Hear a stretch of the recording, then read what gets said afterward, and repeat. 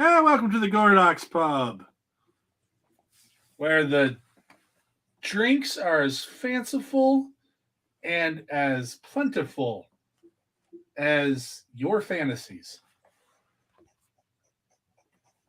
Because they're mostly located in them, Yeah. unless you brought your own.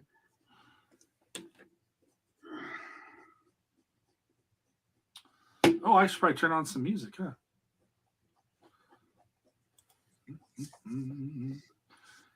Before anyone asks, no, this isn't any part of anything that we're doing. It's just, believe it or not, I did this because I was trying to check and see if the pen was going to work. Oh, yeah? It wasn't working when I first started laying lines down. I had a number one that I had to throw away because it wasn't leaving any marks. So it's like, I guess I should see if this one leaves any marks. And it does, but it's not the easiest. It does tend to help if it leaves a mark, though. Well, yeah. Helps to be useful if it leaves a mark.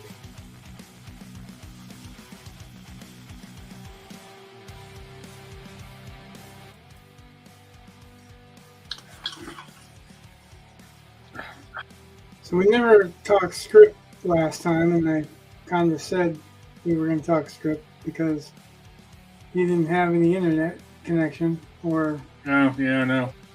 whatever case may be. No, my cat tore up my cable. Stupid cat. I'm assuming it's baby cat. But yeah, the thing was torn up. I had to go out and get a new cable because I'm going around and it was raining and I assumed that's what it was. And my internet kept flickering in and out. So that's what I thought it was. And we've got two different systems, two different networks actually. And so we have two different routers, except for the one that I use for up here. That's the one the cat got attacked. So my Wi-Fi was picking up the one that's for downstairs. And that's why, so I had no internet really on one of my networks. And I had other, it doesn't connect all that well up here from downstairs. So what I thought was just, oh, it's raining, I'm losing stuff, was, no, you're just not on the right network, and because the network is that network is down, if that makes sense. So I'd get on and I might be able to get a screen to show up, but half time it would freeze. It'd tell me, I was like, oh, you've lost your internet. Oh, you've lost your internet. It fell. I don't know what.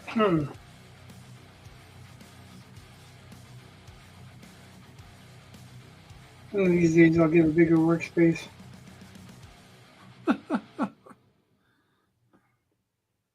Now the question is whether or not I'll be alive to see it.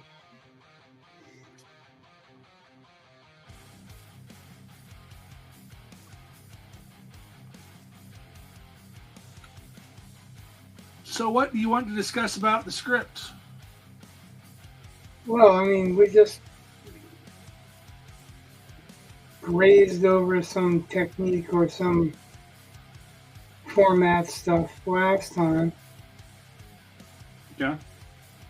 And I figured, as long as we're doing this. Okay. That was my cover page. Thing I covered everything up with while I'm drawing. Pulled a whole bunch of pens out because I didn't know which ones worked and which ones didn't.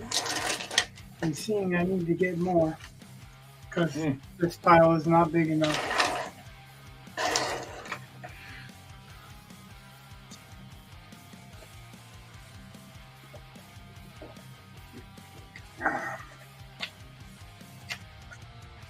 Well, I hope some people have had some good news since the last stream, because my good news is incrementally small, but it's, better than it was last time. We know what's going on, and that's a good step in the right direction. Yeah. Makes it a lot easier to deal with. I mean, But it doesn't necessarily feel like anything's happening. You know? yeah.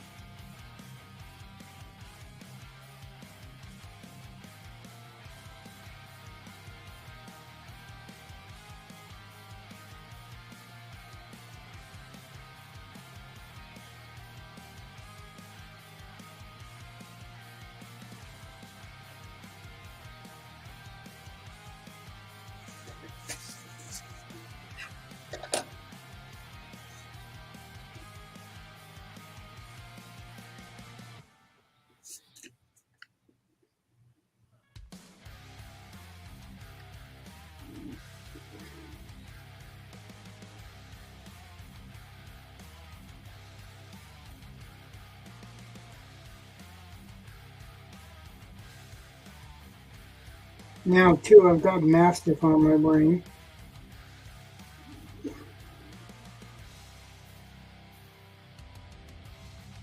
Why do you have Mastiff on your brain? I don't know. Because it's an amazing name. Well, it's not the name. It's like everything together. Like I'm looking at the character and thinking about all the things that we can do with him, and if we had a standalone character and not been telling a story, then this would be the standalone character, right?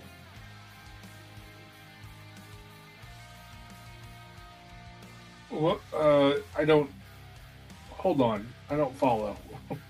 I'm not saying that you're wrong or anything. I'm not arguing. I really am not. I just. No, what I'm saying is, if we were doing a separate title, just a character title, Oh, okay. like Spider-Man, Batman, or whatever, Yeah. Mastiff would be our title. He would be our title character, flagship character, if you will. The Shepherd's not the same kind of name as Mastiff, right? No, it's really not. I don't know why. Well, because Mastiff sounds tough, right? It does sound pretty badass.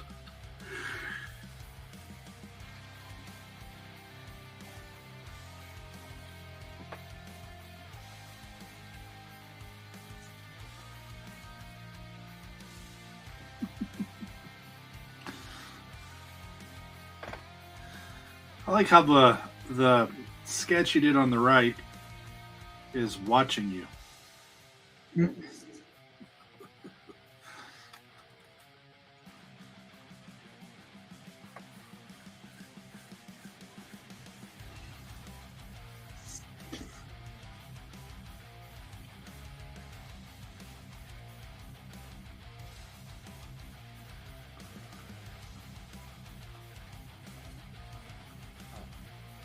Well, just you and the sketch.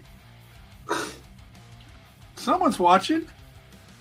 Oh, I should probably put it on comments. Not that anyone's commented yet, but I hate when I forget to put it on comments and I just keep it on brand, because then I don't ever notice the comments, and that is not good.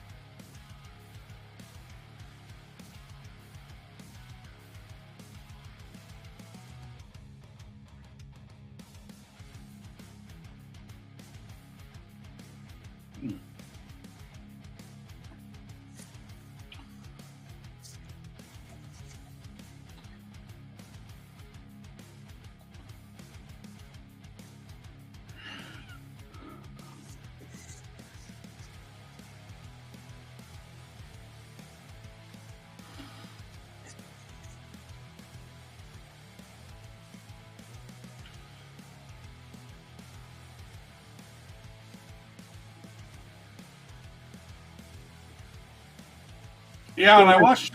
Go ahead. Nope. Okay, so when I was watching the last stream, and so I had seen what you had drawn, and it's in pencil, so it's lighter, right?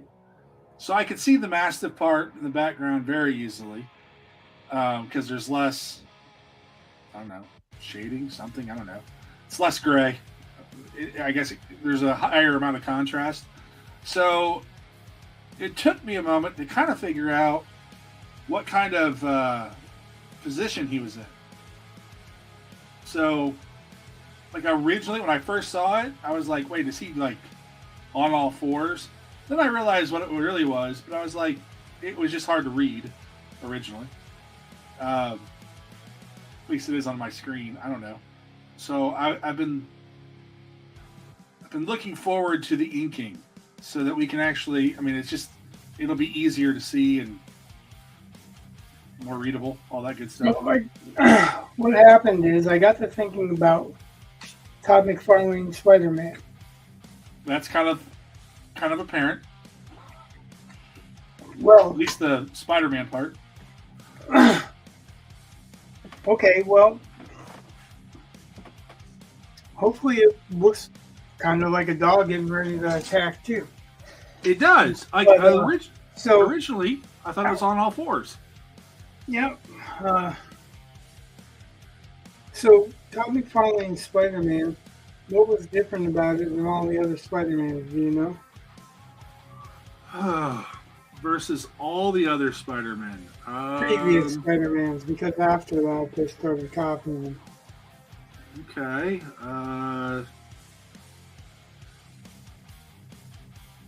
Yeah, I don't know. I mean, other than no.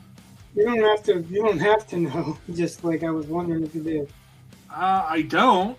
I mean, I'm trying to think about it, and so the thing that's visually different about Todd McFarlane's Spider-Man than John Romita Jr. Spider-Man and Steve Ditko's Spider-Man is that he designed him, because he's a cartoonist, to look like a spider. Okay. Hold on a second. I'll bring up an image. But I say it because it was really cool and it illustrates it very good. Okay.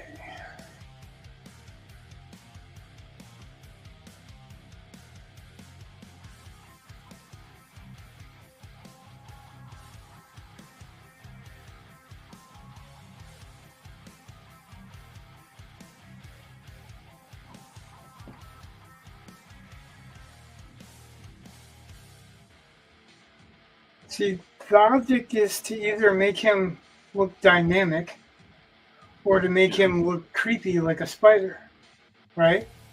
Okay. And you can see that if you look at it, and this is what McFarlane said about it, is that that's what he did. This is just indicative of his work. You see how it looks bug-like, you know? I mean, obviously, the man parts are there, but most of the other artists, Steve Ditko and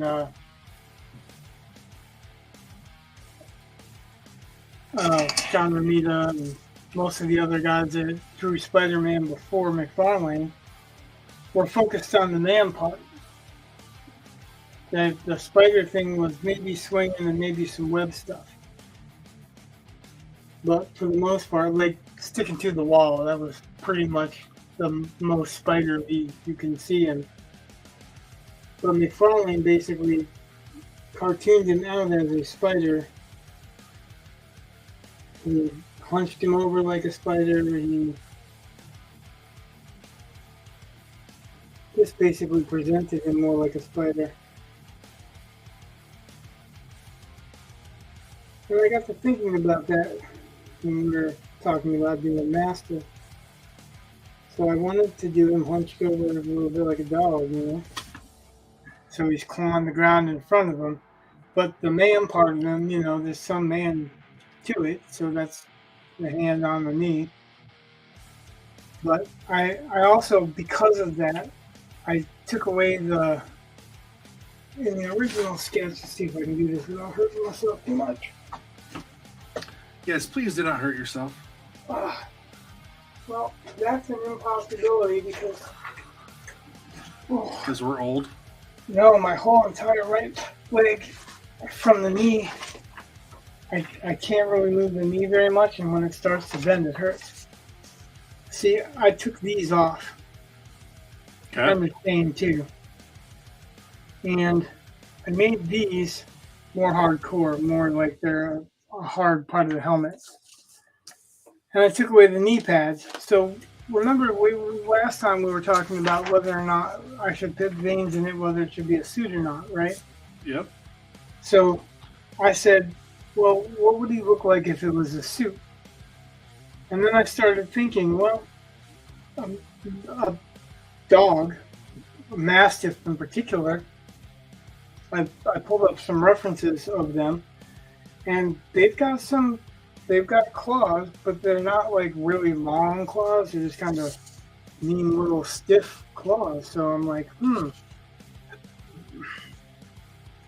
how can I employ that better? So I did this little trick where I'm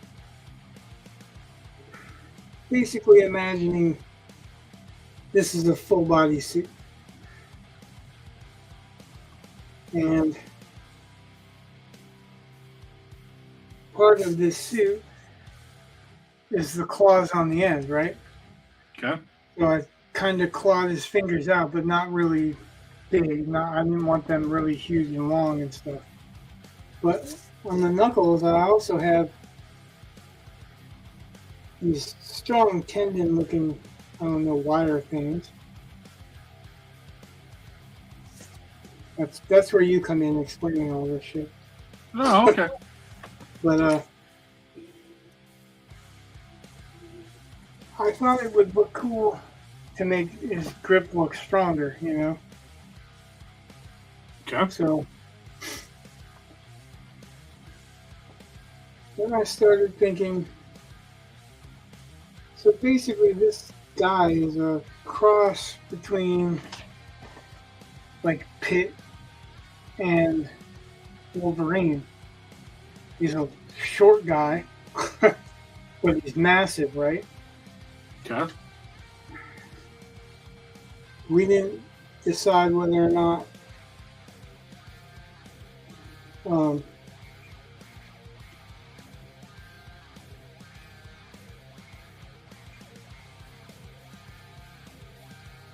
the reason that he's massive is a suit, or or if he's like a mutant, or there are plenty of options that we haven't taken yet.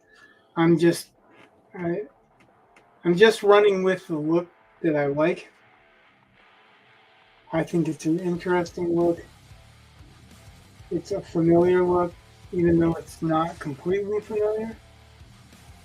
Okay. Like, I didn't want the chain on him because after I put the chain on, I'm looking at it later and I'm like, no, that's really junkyard doggish, and I don't want that. So yeah. I don't want him to look like a wrestler, really. I mean, we did have a little bit of Bane because of the massiveness, but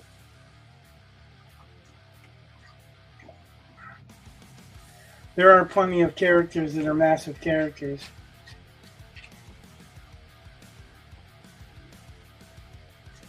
That's not to say that we are not going to decide at some point later to make him much more Bane-like. But I am not going to try to copy anybody.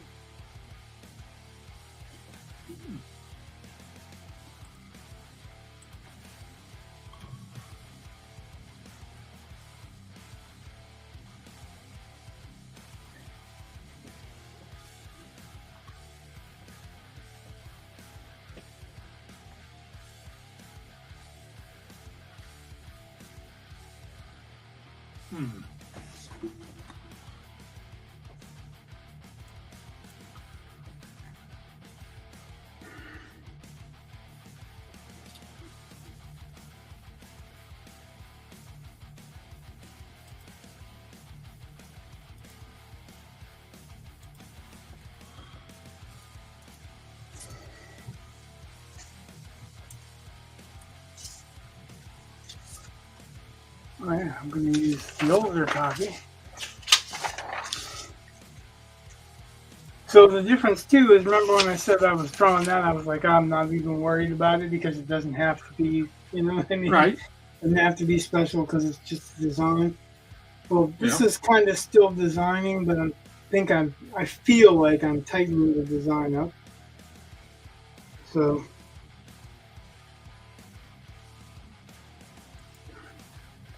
and I resisted putting veins in. It's Which- kind of your thing. Well, yeah. That's because like I said, that's the reason I got into drawing, was because I love to do veins and muscles and stuff like that. But I also love to tell a story.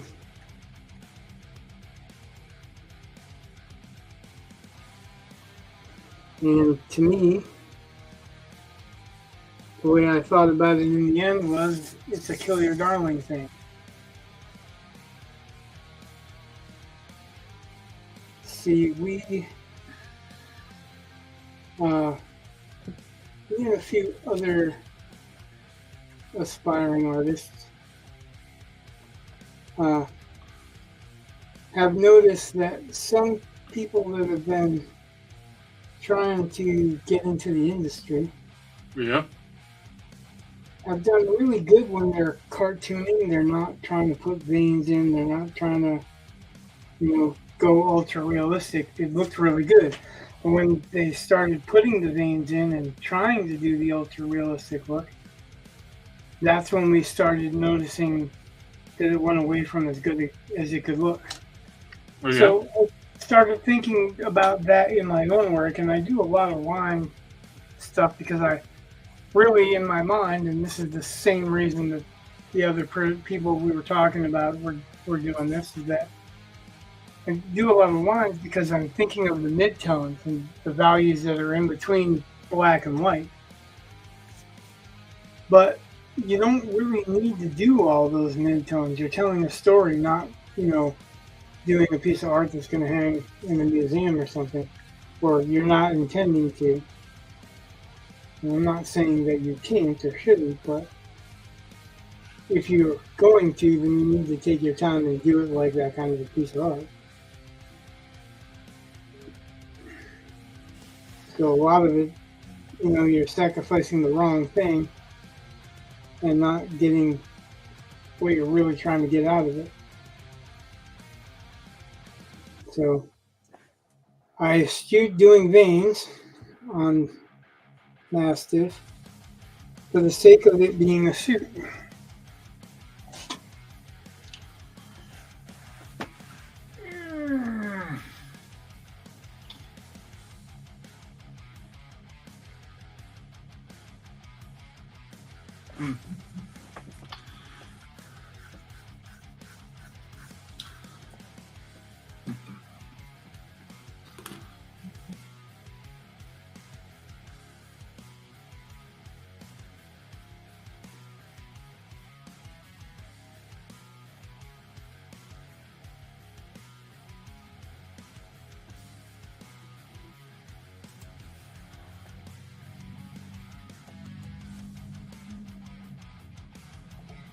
And if I look back at it and go, no, I should have done the veins, I can just use some white out and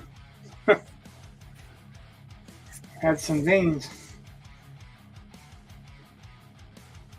But I don't think I want to this time. I think the suit's going to tell the tale. It makes him look bulkier.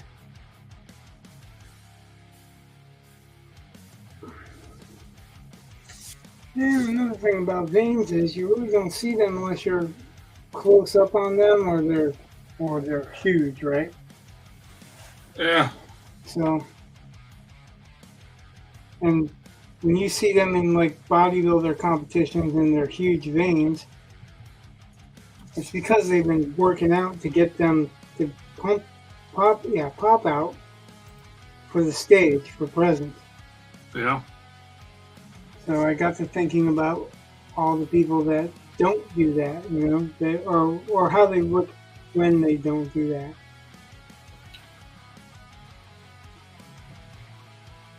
Changing my outlook a little bit. I'm still trying to work at how much or little I can cartoon to feel comfortable.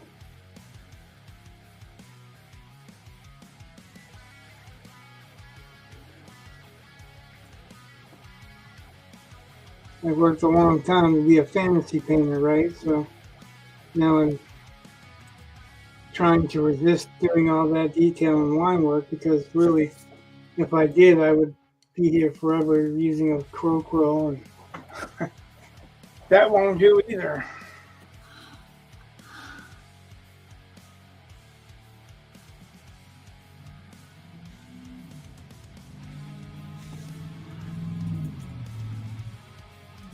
So it's a question of what can I sacrifice for the team, right?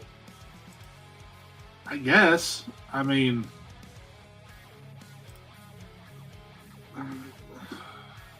part of what I would. Well, I mean, I don't care. I guess. I mean, I do. I care about quality and blah blah blah. But I'm saying, I think an argument can be made if you want them in there, and that's your artistic. I mean, there are things that that the bigger artists, the mainstream, whatever you want to call it, artists that do stuff that does. I mean, like like Todd McFarlane and his capes, like they're insane. Right, but he's cartooning. He's not trying to be real. Right. So I'm saying if you want to have veins on a costume, you do it. I mean, that's your thing. That's your thing. Now, if you want to sit there and say, well, I think I'm going to give that up because I think it'll be better, that's a design decision, and I'm okay with that. Whatever you want to do. I don't think you have to give it up, but if you want to, I guess.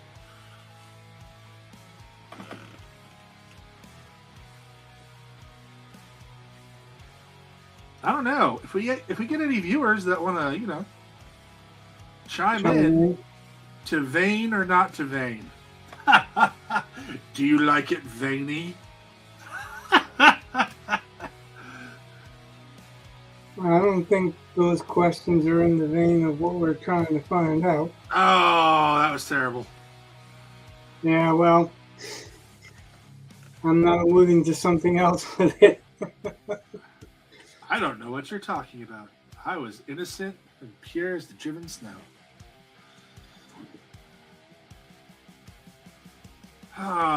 Driven by a plow.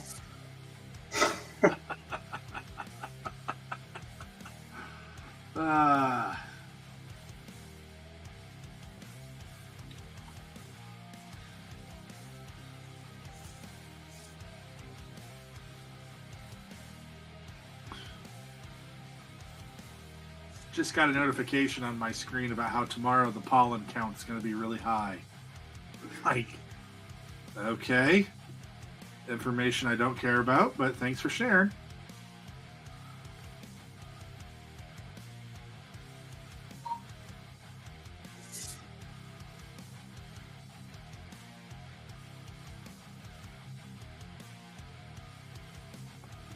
You almost got an Aussie pun out of me. Yeah? Almost. Thanks for sharing. Oh! That's terrible.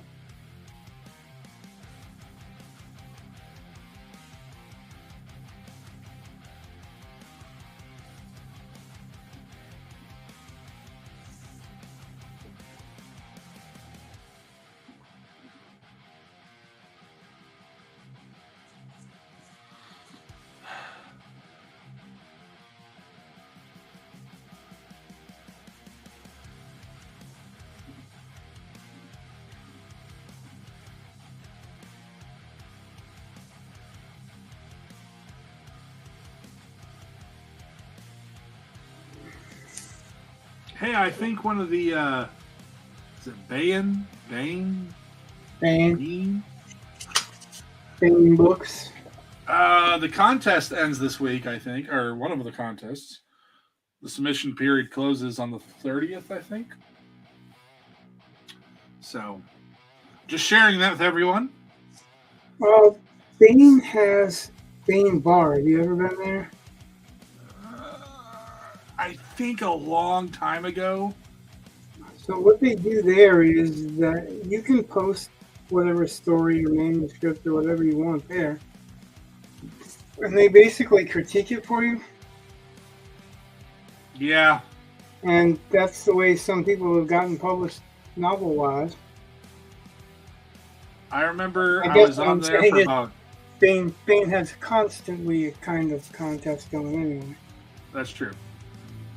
But the fantasy one is, for this year, is coming to a close. But, yeah, I think... I'm talking, like, decades ago, if I remember correctly. I was on that. I dabbled in that arena and quickly made an ass of myself, and then I never went back. Well, depending on how many years ago, a lot of people moved on. Yeah. Yeah, and it was just a dumb... It's one of those... I just made a comment, you know, trying to, I don't know, act like I knew more than what I really do. It's like one of those times when you get like the advice that all the newbies get and know, and you know, and it really wasn't accurate, and the person pointed it out, and I apologized, and because I conceded they were right and all that stuff, but I was like, I think I'll just slink away and go somewhere else.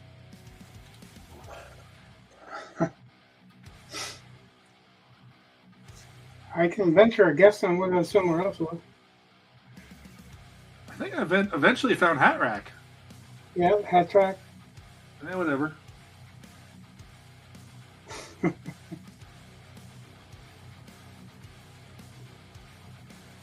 I don't think it's supposed to be Hat Rack. I think it's supposed to be Hat Track.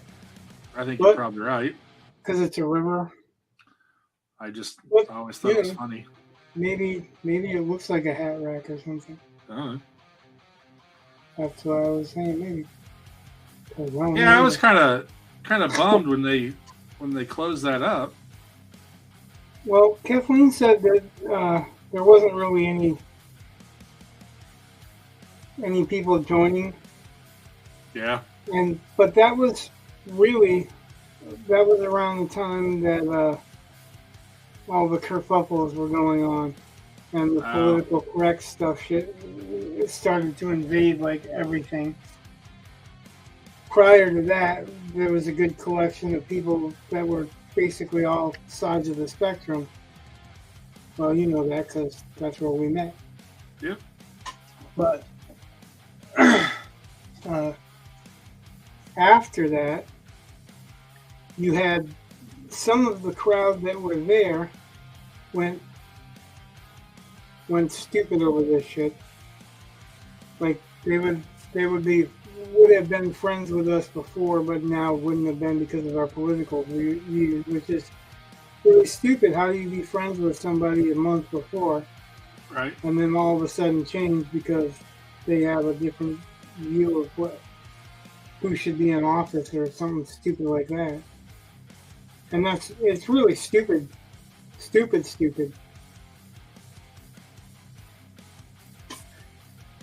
I don't think I'll ever understand what makes them think that everyone's gonna think in lockstep anyway, you know? Don't know. Like it shouldn't happen because people are individuals, right? Yeah. We should have a different opinion any once in a while. We might share a lot of opinions, which that's good too, but it's just as good when you don't share the opinion that I have, because maybe I'll learn something that I wasn't thinking about, you know? Yeah. Or maybe I'll see a point of view that I wouldn't have considered without that. So I like that, you know. That's that discourse thing, right? That doesn't exist anymore anywhere important.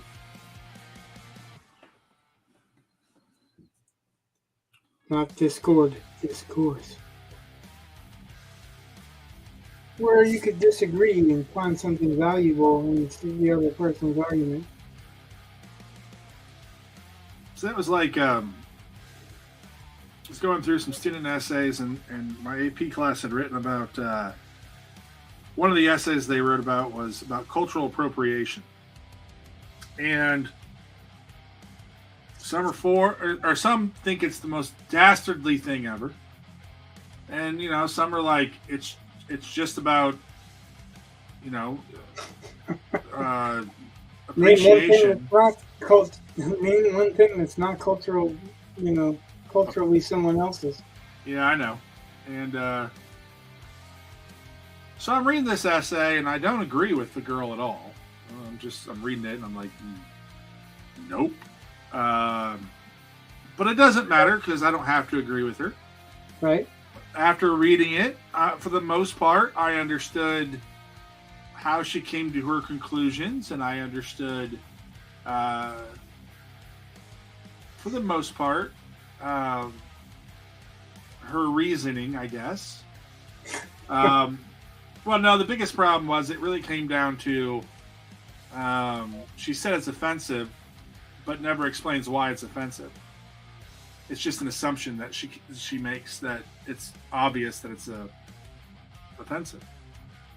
And, you know, that's one of the hardest things to get some of these teen writers to see, that there are a lot of assumptions that go into the things we say and write. And especially like on an AP exam, you should go into it assuming that there's at least two sides to whatever it is, and they're both of those sides generally think they're right, obviously, because that's why they think that, and they both have some valid arguments. If you think that your side is just the only obvious side, you're probably doing it wrong. So I can't get behind the, I don't know, the idea that, like, for example, your ethnicity determines if you can make a certain meal seems stupid. Or that, you know, you should only be buying certain things from certain ethnicities. That just seems, well, racist and wrong. And it seems like it would hurt their business. Yeah, you'd think. I mean, you're kind of pigeonholing people. And not allowing people that would otherwise spend their money on their businesses to spend their money on their businesses. Yeah. Now I understand when you had, you know, like artists like Pat Boone, you know, just doing covers of black musicians so that, you know, it was acceptable. I can see that being offensive. I get how, you know, you're basically ripping off these other artists, instead of just using the artist that actually came up with it. That's an extreme case. Well, the Beatles did it. Yeah. Come Together was stolen from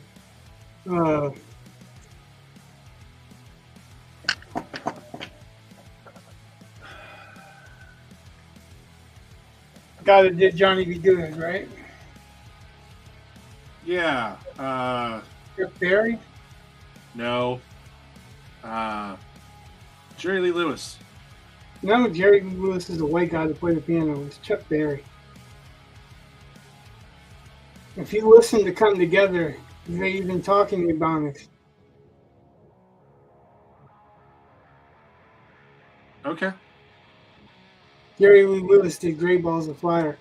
I actually Yes, had this discussion, not this particular discussion, but that mentioned Jerry Lee Lewis with my wife the other night.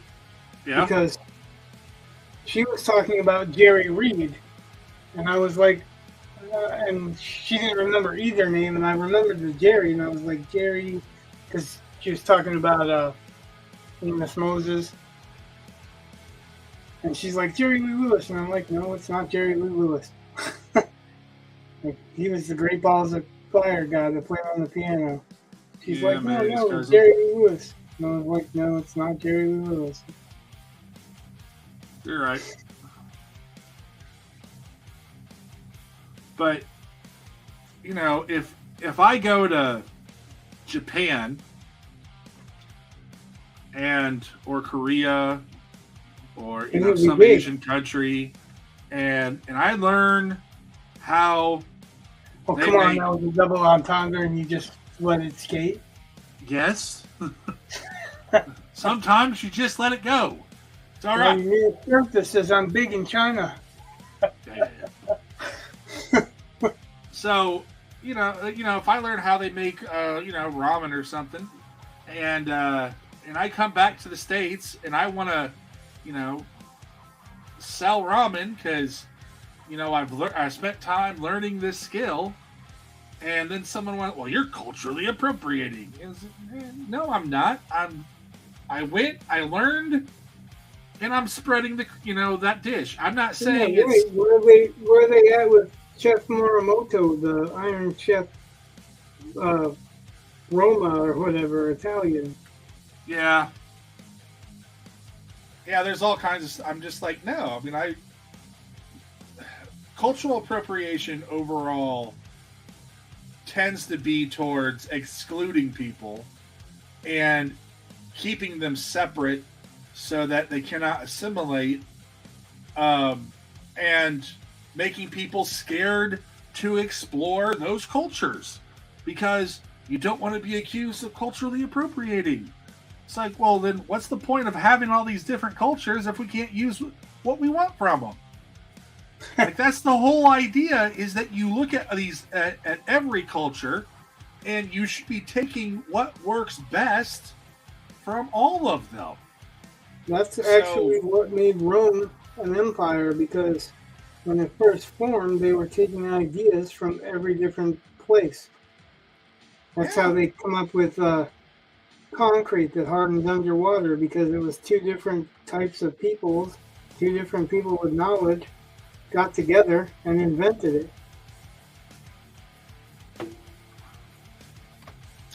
So, yeah, I mean, there's just a lot of stuff there where I think people are being taught cultural appropriation, and that it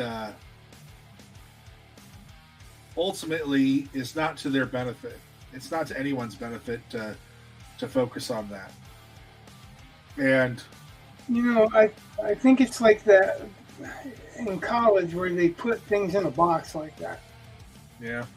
It's like that's actually, it's going to be funny to you probably, but that's actually the reason that I don't like Campbell's Heroes Journey, because he takes these boxes and whatever doesn't fit into whatever, he makes that box inclusive of whatever he wants to fucking fit into it. But it also breaks down the story after the fact. It doesn't build up the story to it. So it's the same thing, I believe, with the whole cultural appropriation and isms, because they break you down into these boxes. And if you let them put you in these boxes, you can't argue against it because they put you in these boxes. That's like dismissing somebody because you don't like their argument. So I'm probably going to start an argument with you, but I'm not trying to. So somebody asked in the Gen X room of Facebook, what was the film that was the best film of the 90s, or described the 90s, or whatever, something like that. Okay. And they said, I'll start. And they were like, Pulp Fiction. And I was like, Pulp Fiction doesn't even have a plot. I'm like, Yeah, it does. see, now that's what I said. We're gonna argue over it, but I'm not gonna argue over it. What I'm saying was that uh, I didn't like Pulp Fiction as much as a lot of other people did. And this guy's argument wasn't that it had a plot. Well, I mean, it was, but he wasn't defending it like he could determine what the plot was. What he was doing was saying, well, it's not filmed in the right order. Like, so what? That doesn't have anything to do with whether it has a plot or not. Like we've talked about, what's the one where he didn't have his memory and he, Memento. Backwards. Yeah, and Memento. Every screenwriter I know, except for the guys that actually wrote Memento, hate Memento because it's a gimmick, and if you put it together in the right order, it's just a fucking rip off of every other movie like that. So,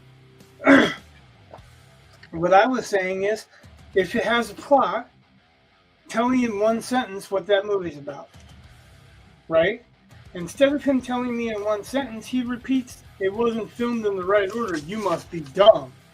And I'm like, well, if you start attacking your opponent instead of the argument, you've already lost. Like, you really want to do that shit over a movie? Like, you can like that movie. I'm not saying you can't like it. I'm not saying you can't think it's the best movie of the 90s. I don't. But you can't, on the other hand, say that I have to, Yeah. It's that box thinking. It's like, and then there's fucking 3 people that are attacking me, and they want to dismiss me because, oh, I think you feel strongly about this movie. So what? I mean, I actually don't care either way. Like, for Pulp Fiction, I don't hate it. I don't love it. It's just meh to me. Like, I know other people feel different. That's fine. I don't have a problem with that. But for you to start saying that kind of shit, it's just a way of trying to dismiss me so that you can make a different argument, right? Or so you can ignore my argument, because not a single one of the 3 vultures that kept coming around to repeat the same kind of comments, not a single one of them could put the plot to Pulp Fiction into a 1-sentence plot. And I actually aided them by telling them, giving them an example, because I did it with the Born Identity. And I didn't have to have 6 sentences and 4 excuses of how it's filmed and all that to tell you what the plot was. The plot's a guy that has amnesia, looking to find out who he was before the people that employ him and the people that are after him kill him. That's pretty simple. Yes, there's more to it, but the actual basic plot is that. Nuance answers. Well, I'd argue the basic plot of Pulp Fiction is, and they're right, it is told out of order, and that's kind of something that I don't like about the movie, to be honest. Well, I know it's told out of order, but that doesn't have anything to do with what I was saying. I agree. I didn't say anything about that, but I think the fact that we know that there is an order begins to show that there is a plot. But here it goes, 1 sentence. Although I don't remember the character's name, so you're going to have to forgive me on that. But in all reality, oh God, what? Bruce Willis, his character, the story is about him and about how he gets out from underneath the financial and illegal situation he's in. That's the whole thing. And it's meandering because we get way more into some of the issues with other characters, so it's almost like 2 movies crammed into one. But ultimately, that is the plot. And my thing about, if it's a movie that represents the 90s well, I would say that was one of those movies that goes into what I call the Oh God, it's the hipster dialogue films where you just had people. They're so enamored with the dialogue, you know, like in Reservoir Dogs, you can see this really well when they're at the stupid diner and they're talking about Madonna and Like a Virgin and all this stuff, and it's like none of that has anything really to do with the movie. It's just an aside, and then I was in writing classes, you know, like after those, and Clerks and all of those movies were kind of part of that. And so everyone thought they could just write the wittiest, snappiest dialogue, and that's all you needed. And it Right, and they think that's a plot for the most part. and it's not. That's right. That's my argument, because I don't agree with you with the Bruce Willis being the main part of Well, that story. What it And is. nope, that's your opinion of it, and That's what it is. that's fine. I'm accepting it. I'm not arguing with that. I just don't agree with it. But I think, for me, it feels like what he did was take a bunch of kind of slices of life, but only he magnified the ridiculousness of it to get a bloodier, gorier, grosser situation, and then slapped it together as a work of art.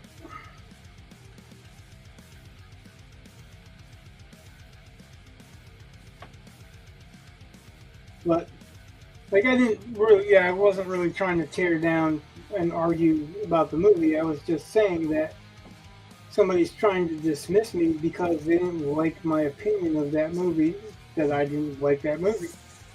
Like, they're really going to shit the bed when they find out what I think about Lost Boys, right? Now, here's another thing, too. Like, I like Lost Boys, don't get me wrong. But it's so fucking full of plot holes, it ain't even funny. Yeah. As long as you can accept it's full of plot holes. But, you know, like, for me, I can accept it's full of plot holes for this reason. The only reason that was made was to be a sexy kind of vampire film. It's a monster movie, so there's no logic to it at all, really. Like, the logic to that movie, the theory to that movie is that the vampire can't do things unless he's invited in, or, you know, they get you to drink blood or whatever. But Right. The only thing that they got that information from was a comic book. Yeah. There was no actual supporting lore. It was a comic book. So that's the only reason that the biggest plot hole in the whole movie was that the grandfather didn't invite Max in. So anything that Max would have been immune to because the man of the house invited him in was wrong, because the owner of the house was the man of the house. Just because Max says you're the man of the house doesn't mean that that's true. And that's what he did with fucking David. I don't remember which one. I don't remember their names. It doesn't matter. That was, it was just a huge plot hole, that's all. Because it was Grandpa's house and Grandpa didn't invite him in, and Grandpa made it clear that he didn't like vampires at the end, so he wouldn't have invited him in, right? Yeah. So other than that, it was a fun movie. It was, not one instant of it was believable or scary. It was just this is a cool movie type of thing. And, that's all right. For what it is. Yeah, it's called Dumb Fun. Or guilty pleasures, right? But that's the point, is that it's not supposed to be anything else. And when people make it something else, that's when they get their feelings hurt over it. And that's also, I believe, why none of the sequels ever worked. I don't know. Because that movie exists purely on purely on chemistry, really. Yeah. Uh-oh. She closed the curtain.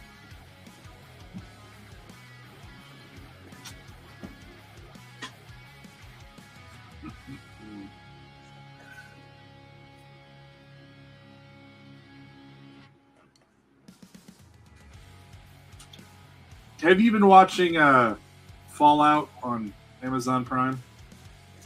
No, the only thing I've been watching was Shogun, and that so pissed me off. The last episode that I saw, they killed the main character that doesn't die in the book, and is a major part of why the book is the way it is. You know? Yeah.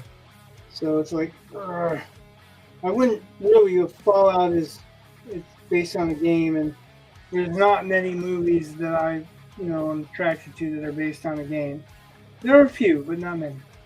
Well, I mean, I've been watching it. It's not bad, but right. I'm going to spoil a little tiny bit of it. Well, tell those people watching that you're going to spoil it, because I just did. I'm going to spoil it a little bit. One scene. I haven't finished the series, so I don't really know. But one of the characters, well, actually more than one of the characters. There are lots of people that are missing body parts. But one of the characters that we follow gets her finger cut off. And she gets another one put on. Okay.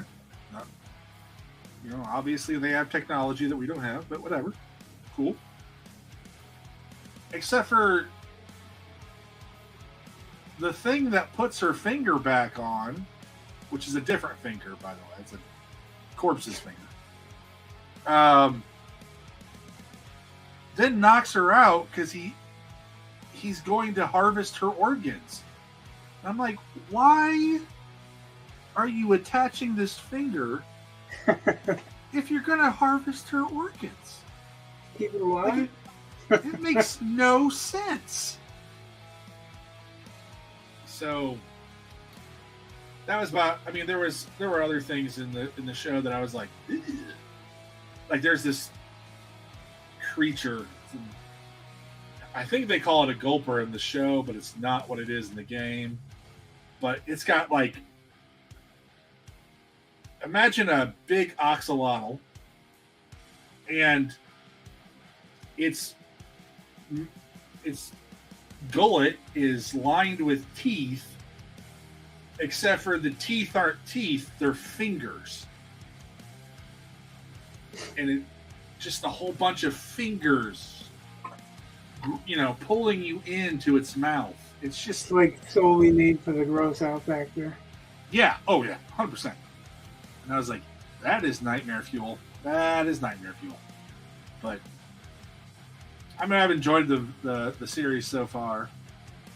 I just don't have a lot of time to watch. Like everyone at my lunch table is like, because they want to talk about the show, and I'm like, well, I just haven't seen that far. Because they all finished it in like 2 days, and I'm like, I'm on episode I think 4. So I told them I don't really care about spoilers. It's my Titanic argument. Everyone knew damn well that the ship was going to sink, and yet they still went and watched that movie, and then they want to complain about spoilers. Like, kind of disproves it. What? People talk about spoilers. Like, if you give them any information about a movie. Who complains about the Titanic sinking being a spoiler? Well, how is that not a spoiler? It's exactly what it is. Well, because the story is not about the Titanic. I know it's called the Titanic. It's about what happens on the Titanic. Yeah. It sinks. People die. Yep. It's the people that live and die. I still would have cut it at good 30 minutes off of that. It's about the romance. That's what it's about, is the romance. That's why it's not a spoiler, because People didn't tell everybody Jack dies at the end. Whoops. Spoiler. Hey, if people think that's a spoiler of a fucking 30-year-old movie, then well, you'll forget by the time you ever watch it anyway. Or you don't know who the fuck Jack is anyway. Yeah.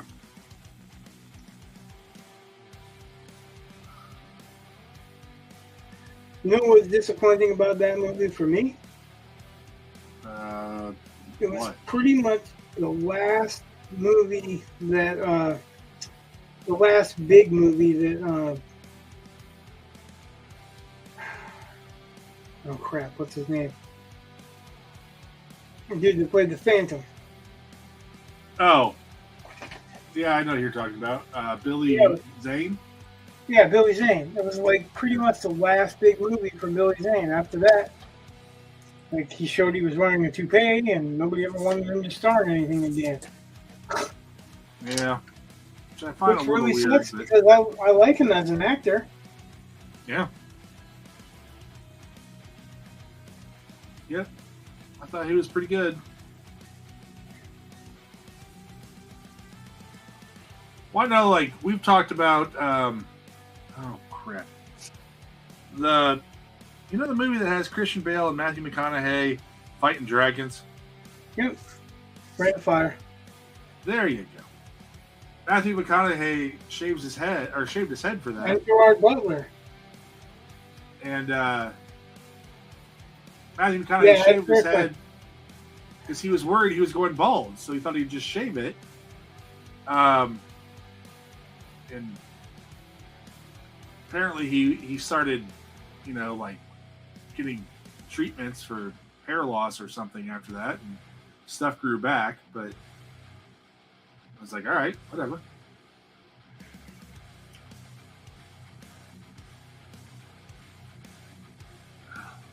Yeah, Gerard Butler's in that movie too. I don't remember him. I mean, I'm not saying you're wrong. I just don't remember. Yeah, we said that last time. And he's actually Christian Bale's best friend when he's an adult. You just don't recognize him because he wasn't as big of a star at that point. Well, I'm sure if he was as big of a star, he wouldn't have done that movie. But it's like him being in Timeline. The Michael Crichton movie. Yeah. A lot of people miss the fact that he was in Timeline because he was younger, had long hair, and he hadn't got that big boost from like 300 yet. Well, I know I watched Dazed and Confused. My wife used to watch Dazed and Confused like at least once a week, if not more. And so I had seen it several times. And I don't know how long it took me to realize Ben Affleck's in that movie. I don't know what it was, but I did not see it. Yeah, that was the same way with Henry Cavill being in Stardust.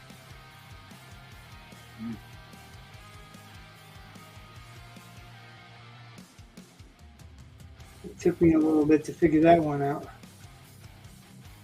That at least was a little bit tricky. He had blonde hair.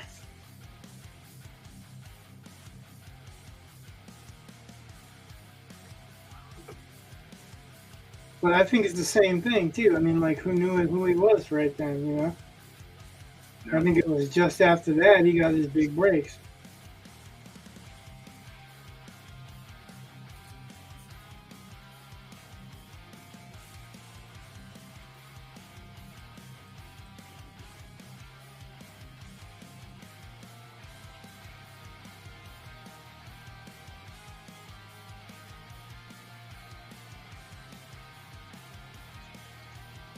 Yeah, it's funny.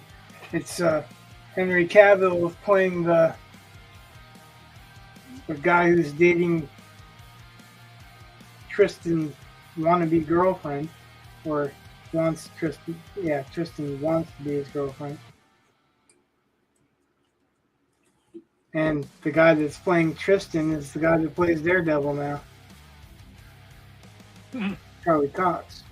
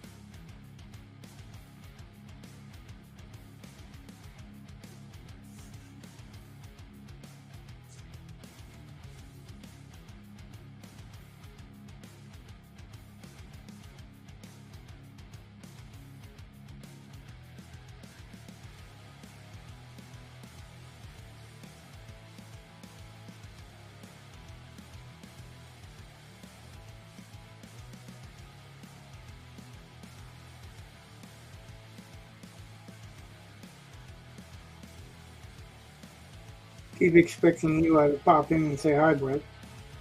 Oh, yeah? I accepted his friend request, by the way. I hope that's okay. Oh, yeah. I assume since I asked you and you said, yeah, he's probably him, and you didn't care, but God. Well, so I'm not really too worried about who he friend requests because, first of all, he's probably going off of mine or Amanda's friend pages, like the you may know him stuff or you may know this person. Right. But more importantly, like, nobody's going to be able to get him to send them money.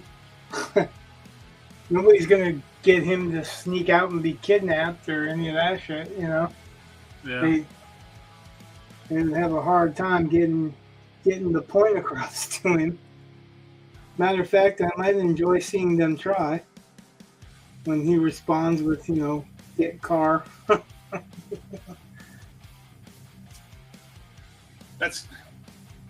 So we have a couple Calvin and Hobbes books, and I was reading through one because everyone should read Calvin and Hobbes. But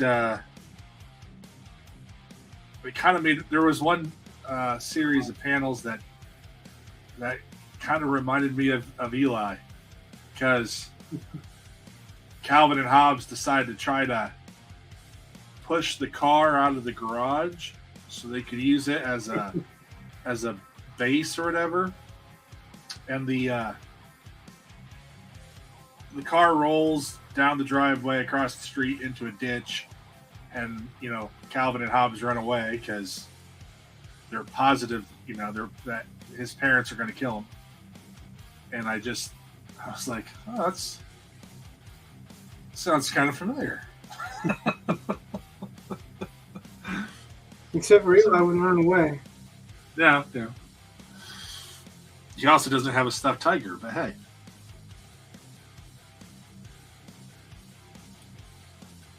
Nope.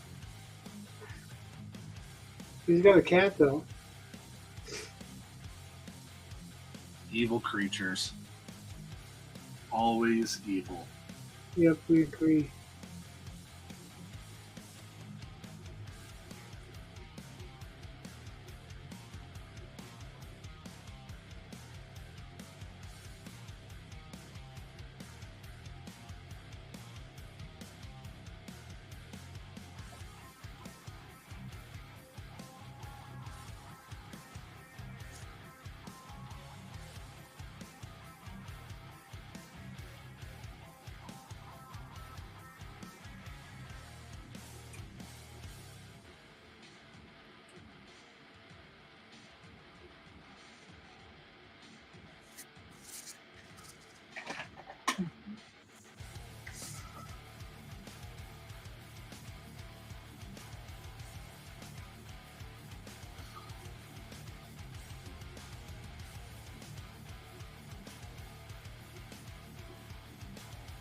I was going to switch to the Sharpie, but this soft tip is working perfect, so. Hey, whatever floats your goat.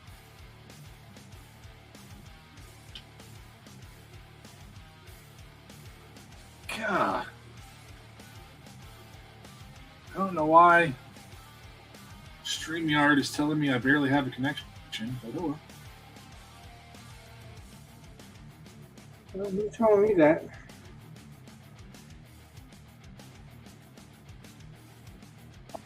Good. Well, sometimes when it tells you that, it tells me that too, but I have to look and see. And so I just double checked when you said that. I haven't actually checked my connectivity, but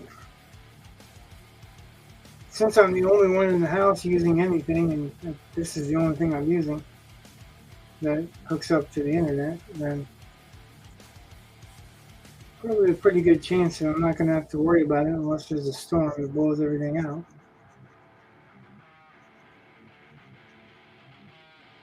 Which I guess is possible. This is Maine. So can you see him better now? Is he readable pretty well now? Yeah. That may change in a minute. Okay.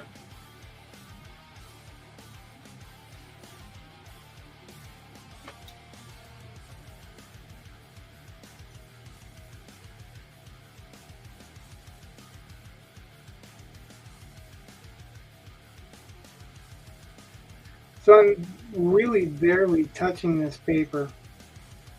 And the reason I'm mentioning that and mentioning this pen working right and all that is because people that are watching or will watch later they want to know what I'm using and why I'm using this pen to color it instead of big Sharpie or a paintbrush with Higgins ink on it or something like that. For the most part, the flow is working so well. Like I said, I'm not even pushing hard. If you hear that, that's just the sound of it brushing against the paper really lightly. Well, isn't there also an issue? I mean, kind of like lot number or die lots. That's what they're called. Die lots in yarn. Even if it's the same brand, if it's not the same dye lot, it might be a slightly different color of yarn. So, well, I don't know if that's the case. I don't know if that's the case with this though. Okay.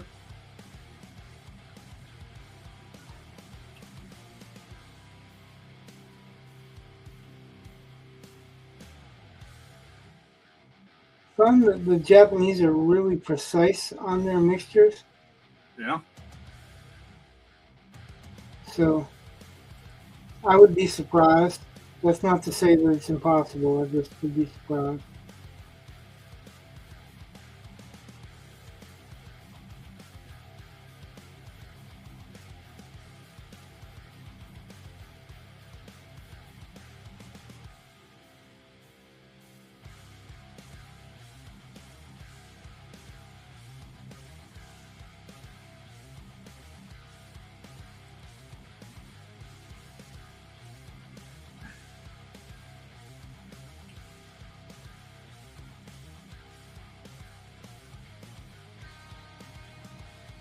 Although I am noticing some discrepancy between the other Tombow, the fine point, and the soft point. Okay. But it really doesn't matter because when you're seeing it, you're looking and seeing black and white, right? Yeah. You can read his arm, you can read, his shape. That's really what's important. Well, I was just thinking, I mean, blacks can be kind of, in my experience, some blacks are just, they're, because you know how you kind of get like that, it's actually a really dark green or it's a really dark brown. Usually it's a really dark brown or a really dark blue, but yeah. Okay. Because that's generally how they make black. It's a really dark blue or a really dark brown. Or mixed blue and brown. That's why I wasn't sure if the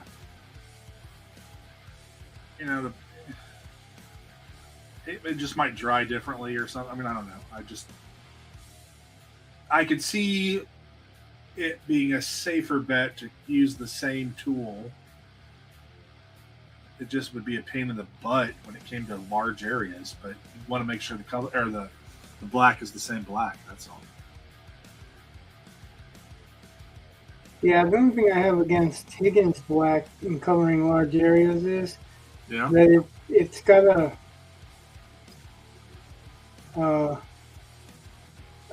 a shiny finish to it. Okay. And these are generally flat. Like if you see a shine in it, it's generally the lead underneath of it, the pencil lead underneath of it. Yeah. But when I do Higgins black, and I have done that before, and matter of fact, even on the channel,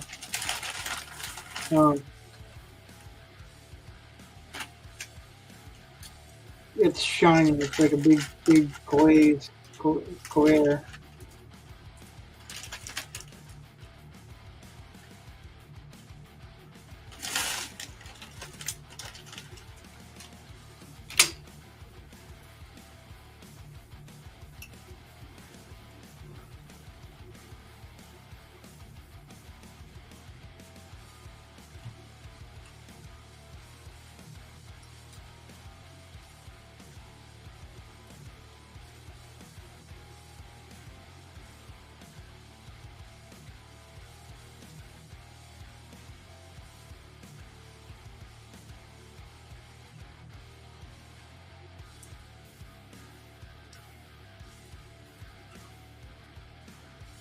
I think most comic artists do that actually anyway, because when you're when you're scanning it on the print, you scan it on just black and white, right?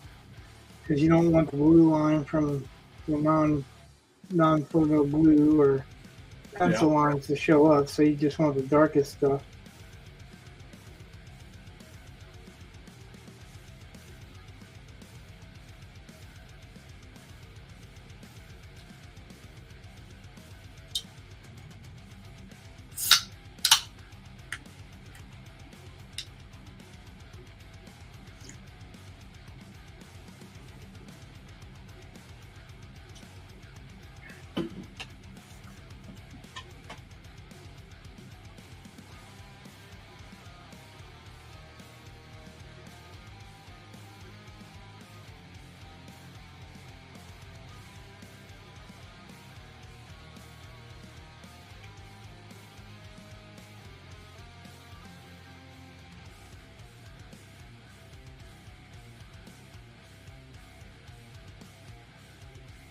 And also, like I talked about before, this would actually be easier to do the distressing if I just colored the whole damn thing black and then took a white out to it and distressed it that way. But the thing is these pages over time, they will yellow, but the white out spots won't.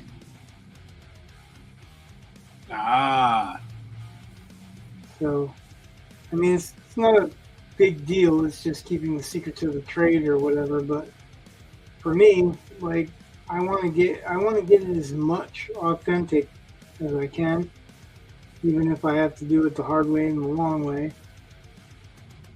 Because someday somebody might want the actual art. What if you,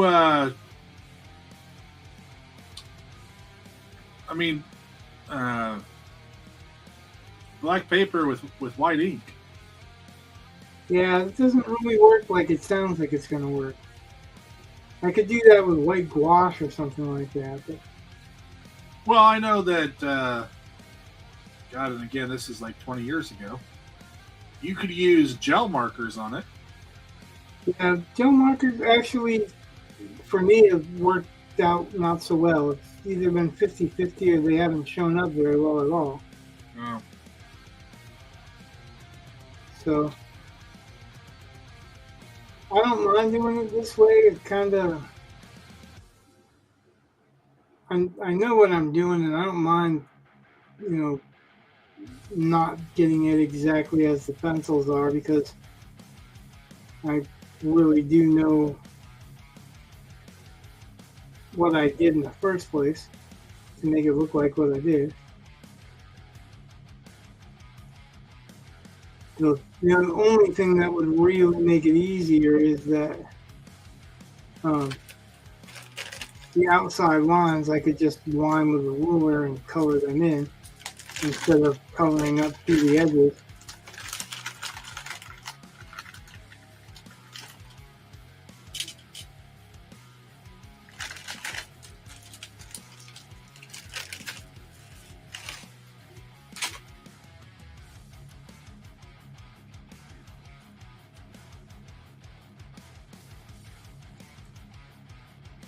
The small stuff and the distressed look, it doesn't matter whether it's clean or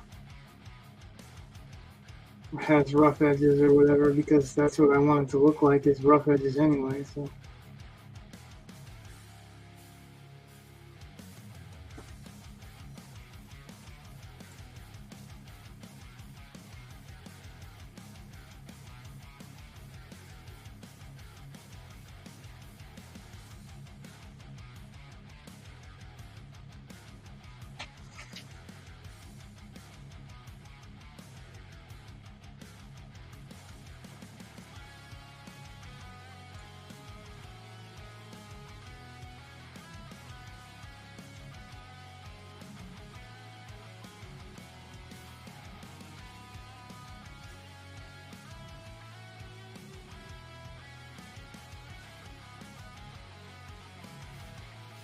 Did you see that Martin Shoemaker is now one of the slush readers for Writers of the Future?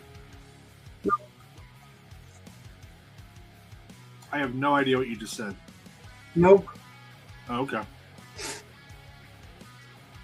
it's like it cut out like most of that word. Just, Yeah, I don't really keep up with Warriors in the Future or Martin. I see Martin on the Superstars uh, page, but he had posted about it on Facebook. Don't actively seek him out. He tends to show up on my Facebook feed. Well, you probably respond to him, and I do. Would be why. I do every once in a while. Plus, like, why. I think the last time I asked him, I just messaged him directly. Because he doesn't like using Grammarly. And well, we had that talk. Yeah. But I was trying to find out from him why, and he was very nice and explained his reasoning for it, and I appreciate that, I guess. And in the end, he's like, if you know what you're doing and you're just using it as an aid to help you proofread, but you don't trust in it, basically, then he's like, yeah, you're good. And that's how I am. Oh, which reminds me, yesterday, I think it was yesterday. It's either yesterday or the day before. Can't remember now. Divergent Realms came out. Like you can you could pre-order it before, but now you can actually just straight up order it. Oh, get my story. I know. Because the one that's the showrunner there is Superstar. Oh yeah. So it's up in the Superstars room too. No, I didn't know that. Now you do. We run in those same circles.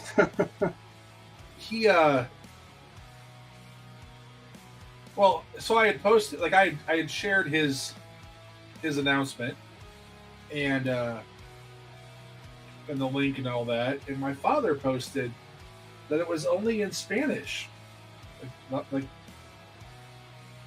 and he responded to that. He's like, I didn't do anything in Spanish, so I don't know what's going on.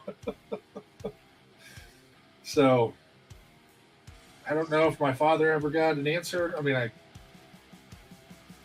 my wife was like, because she saw what my father posted, and so then she went and looked, and she's like, "Yeah, it's all in English." But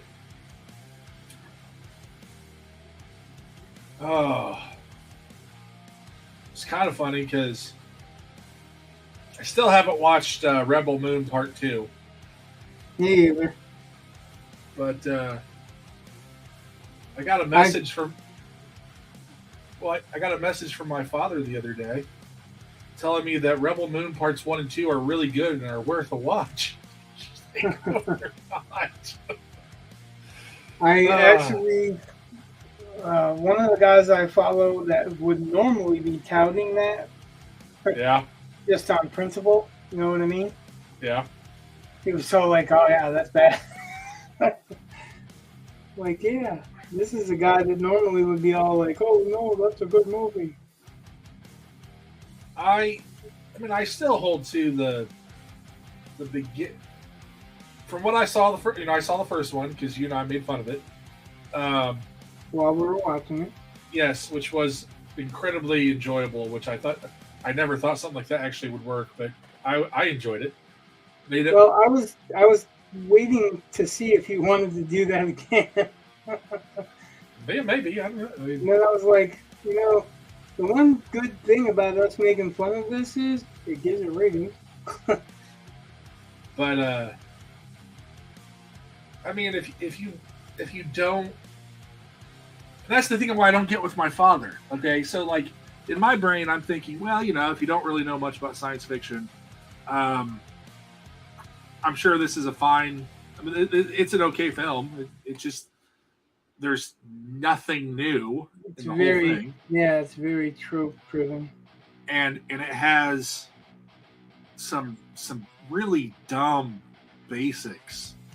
Like here you have an interstellar empire and they're having to steal wheat. Oh, okay.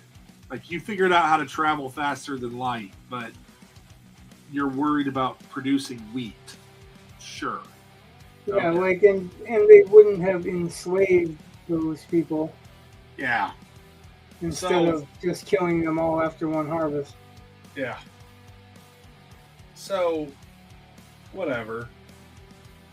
But my father, I mean, that's one of the reasons I like science fiction. Is I'm sure my father was, like, I remember he had a copy of Dune. Like, he owned a copy. What's the matter with you, Dad? Yeah, kind of. I was just like, what is wrong? Like, no, Dad, no, bad suggestion. But, to each their own. I just was kind of surprised to see it from my father. So, you like it, I guess. But. Right. That's what I keep saying. Like, anytime that I don't approve of something, it doesn't mean that I don't approve of you approving of it. It just means that I don't. It's a personal thing. It's not a has to be my way or whatever. That's not realistic.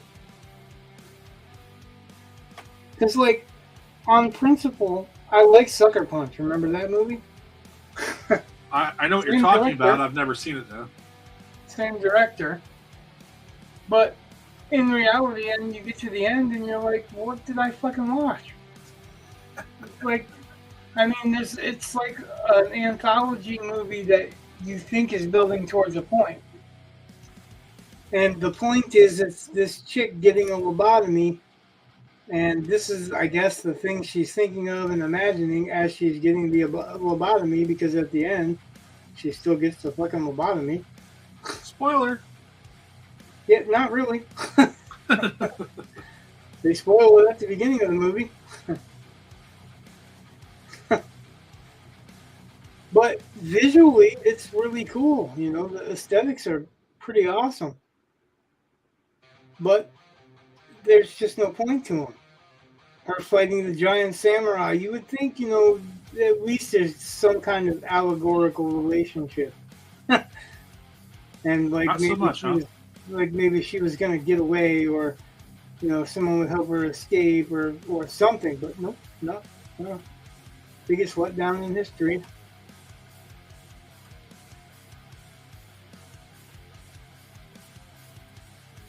Just after the Hindenburg.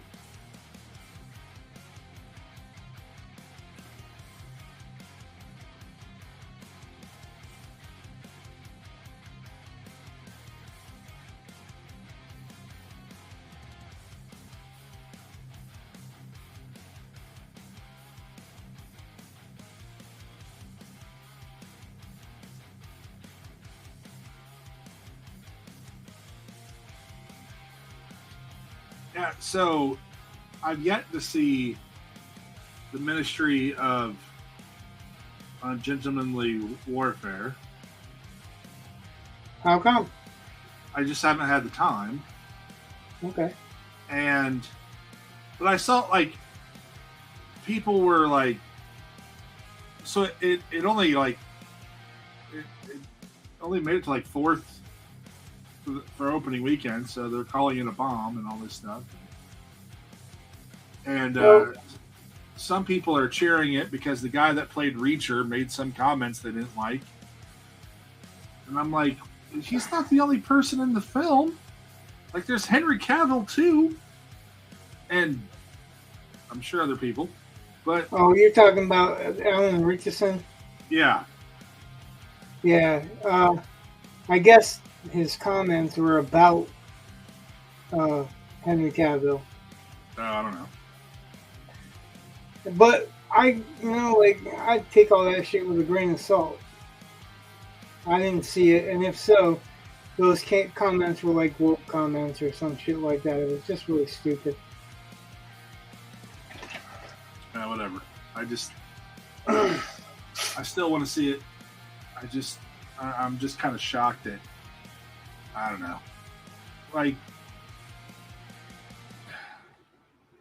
when you have an ensemble cast and you have people of different perspectives throughout the ensemble, and you want the movie to bomb because one of them didn't share your views or it shared views that you find to be bad, yeah, then like really like that's all it takes for you to say no.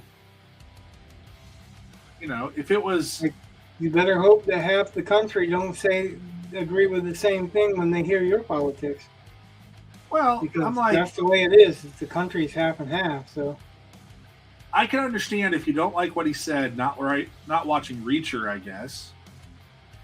Because that's his show. I mean, he's the showrunner. But he's not in this film, so I don't know. It'd be like watching The Matrix and being upset that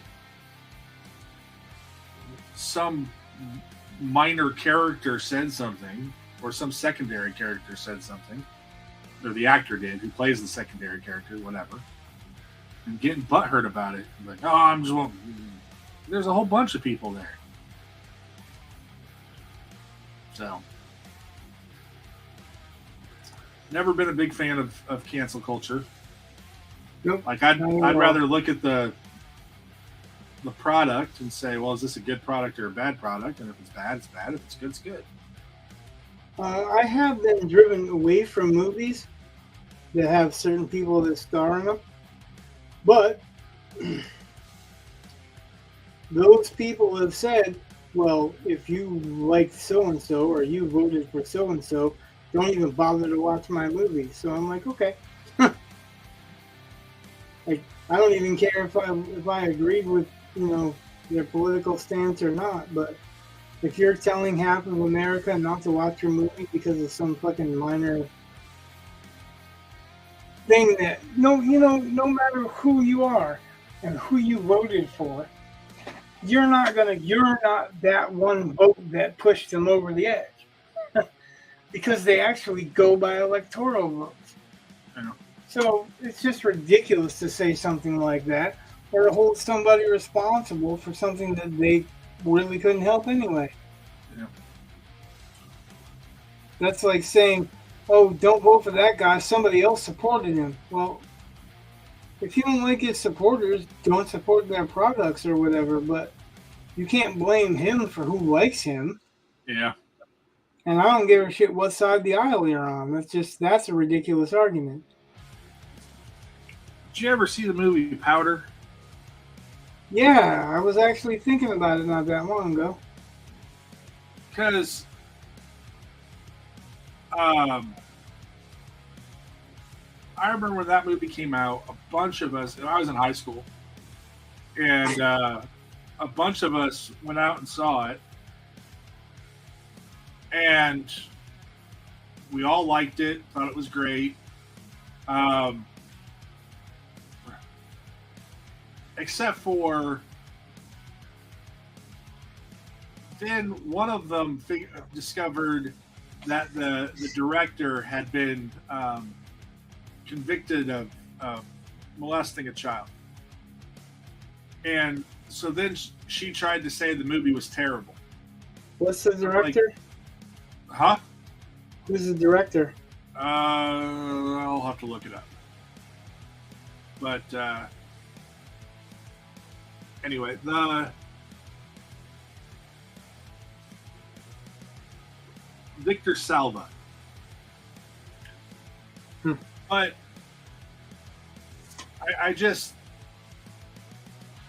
I'm like, you can't tell me that was a bad, like, you just said it was a good movie. Then you find out something about the director, and now the movie's bad? Like, no, I understand the director's bad. And maybe if we had known about that, I suppose, I don't know, how much do you really want to give money to a guy who's convicted of doing that? So, there's that. But there's Roman Polanski. Yeah, that's another good example. Like, but speaking of, sorry, that reminded me of. Did you read about Harvey Weinstein today? That his case was overturned in New York. Yeah. All right, go ahead. I just wanted to say that before I forgot it. And I didn't remember it at the beginning of the show, but I was wanting to say something about it. Yeah, I don't know how to feel about that. Well, I feel that it's a just decision. The reason that it's overturned is they can retry him. Yeah. The reason that it's overturned is because they allowed people to testify in evidence that were never evidence. There's no proof that he ever did anything to any of those that testified in evidence, and it was completely inflammatory to the jury and whoever heard it. No. And it's a bunch of unsubstantiated claims because that was the Me Too movement. So, Well, I agree on the principle that you should try him fairly. right. If it's as egregious as what they tried to make it sound like, you should be able to find evidence legally. Yep. And introduce it legally. And he's still in jail for California, rape in California. That might be overturned because it probably existed after the New York case. Don't know. No, we'll have to see, right? Yeah. Or study or whatever. I don't want to study that hard, so I'll just wait. I'll just wait and watch people throw fits.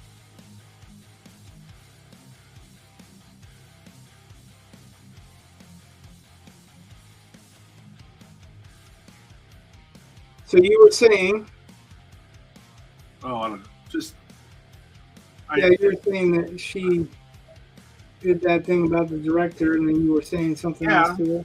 Well, I can understand if you don't want to spend money on a product made by someone you don't to get paid. Yeah. Yeah, because you are contributing financially to them. But if you didn't know and you saw it and then you found out, which is what happened with us, you can't say the movie was bad just because the director did something bad. Right. You could say it was a good movie. It's a shame that the director is going to be making money off of it, and he shouldn't be. So why don't you wait for it to come out on TV? Yeah. Because that's really what it was, right? Yeah.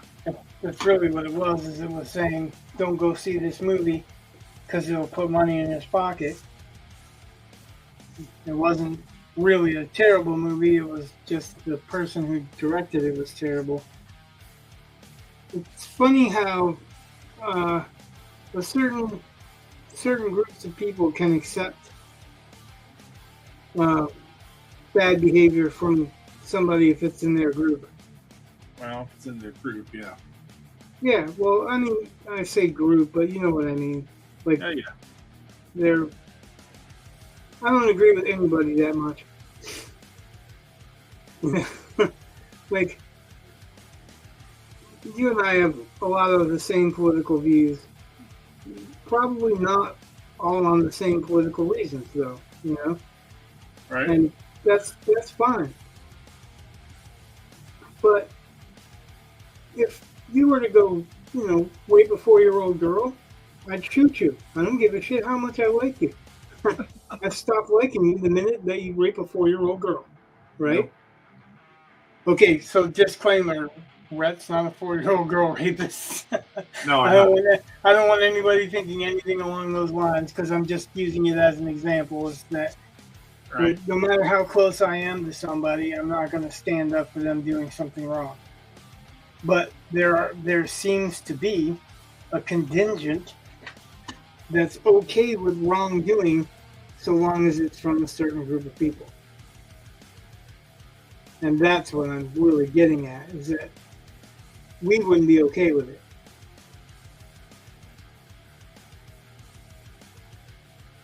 Now, that said, I also wouldn't jump to accusing you, you slept with a 4-year-old girl. You know what I mean? Yeah. Like, you'd have to have some damn good evidence to prove it to me, but if you did prove it to me, or somebody did prove it to me, then all loyalty ends there. Different. Right? friend says, hola. Hola, ¿cómo estás, Dave? And that's as far as I go. Yeah, right.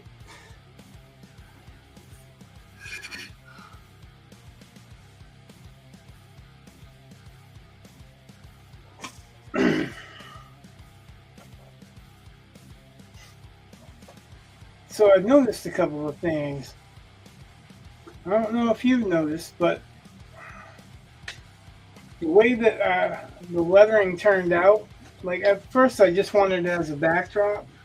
Yeah. But it kind of looks like the stars and stars and stripes. Okay. Like if you saw a flag hanging, you know? Yeah. By the way, Ephraim says, estoy bien.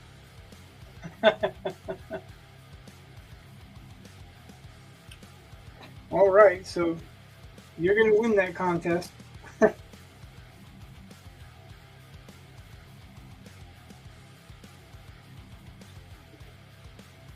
you've got the extent of my good words and. Oh, there's C. Well, that's, that's not a good or a bad word. I guess it could be applied in either direction. Yeah. Because it's yes, and what are you saying yes to, right? C. Yeah, I know. I guess what I was really saying is I know a bunch of bad words.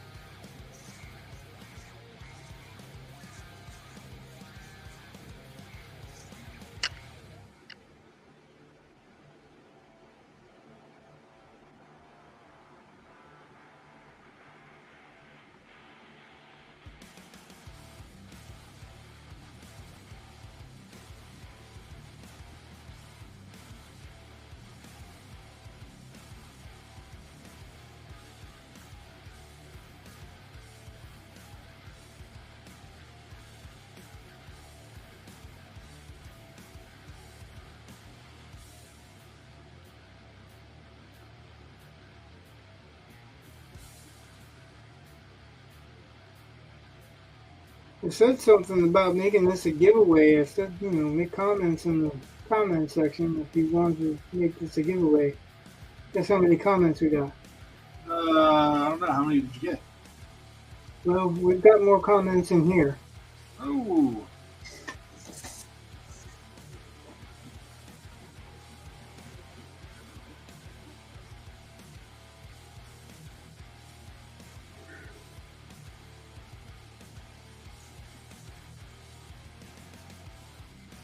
I do like your lettering on that, though.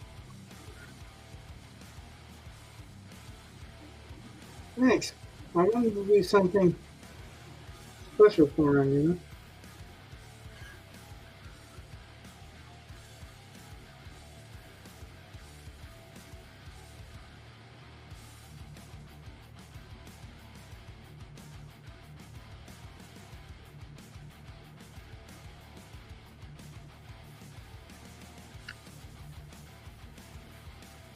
No music today. There's music playing. You will.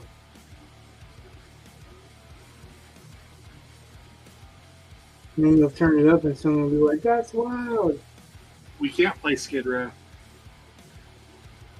If we play Skid Row, it'll be a copyright strike. If I could play music without getting copyright strikes, so probably wouldn't be Skid Row. Not that I haven't liked any of Skid Row stuff, but We all know that you're secretly a Swiftie. yeah, I'm not even a Tom Swiftie. What I think it's funny is I think, and I could be wrong, so don't hold this against me if I'm wrong. But it seems like the Taylor Swift bubble, I think, is burst. And It's a politics thing again. Like, I think some people were jealous of her being in the NFL spotlight for so long, and then other people were just don't like her politics. I don't give a shit about her politics. I actually don't give a shit about her music either, but like, it's that cancel thing that we were talking about. I just think it's the natural progression. You know, you have an artist achieve just mega stardom, and that's only going to last for so long before they just, you know, tear them down. And you can generally see that in just about anyone who becomes really popular. Eventually, they just almost always just about try to, you know, one day they're in, next day they're out. It's like Greek heroes. They want them to be heroes, and then once they're heroes, they want them to fall. Yeah.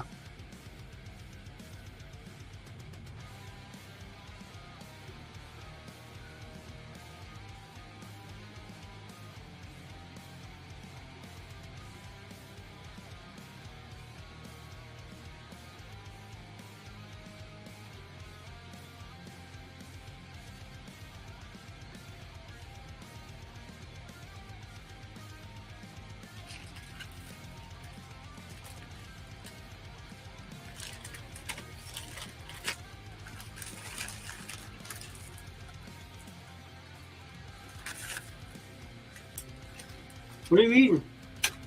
I'm eating sweet tart, mini chewy mixed fruit candies. Not a sponsor, but they could be.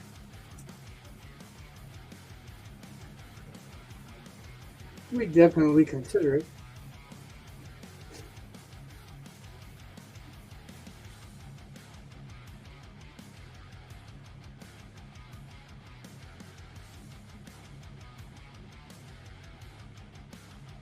Frank said, yummy. My boys tried to say they were old people candy, and I was like, what? So, this coming from a child who likes to eat Werther's Originals. Well, I would say everyone seems old to children.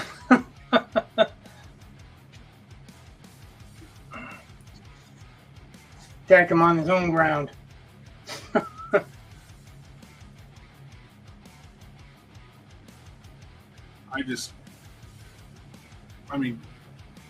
I'm sorry, Werther's Originals that is not a young person's candy. Yeah, I like Werther's Originals, but I don't like any candy that much, you know what I mean? Yeah. Like, it's always a once in a while thing.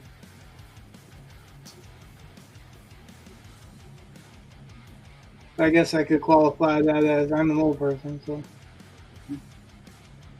I remember. I was trying to explain to my children what it was called tidal wave. What was it? Tidal wave gum. Yeah, right. Taste the wave. Is it tidal wave or 5-wave?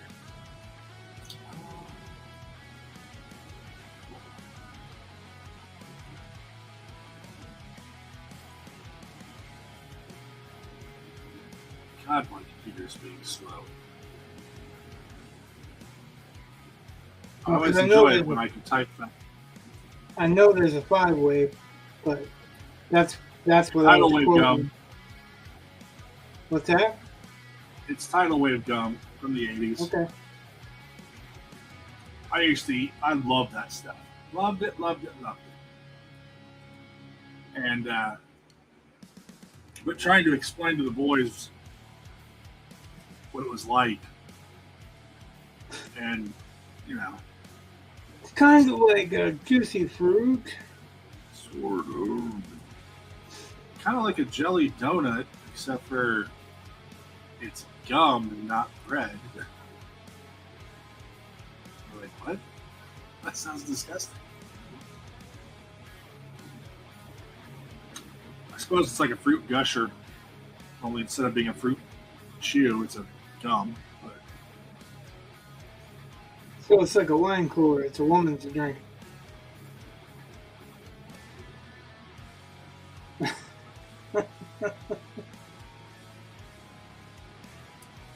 It's like a Zima.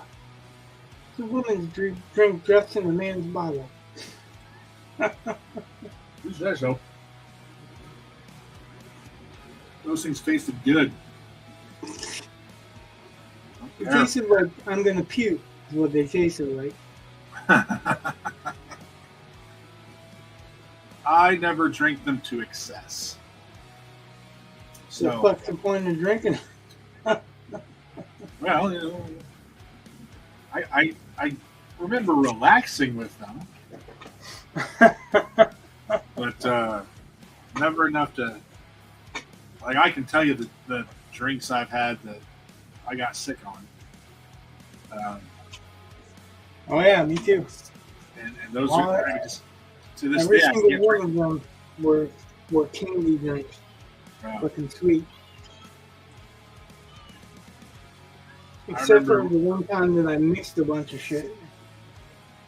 The night I had Not by you, Cat. I had a couple snake bites. Then we started drinking kamikazes, and I didn't know my wife was giving me hers. So I was drinking 2 kamikazes for everyone else's one. And yeah, I remember standing up at one point because it was in the Irish bar that was in the Orleans casino. I remember standing up because I needed to go pee. I looked around and I said,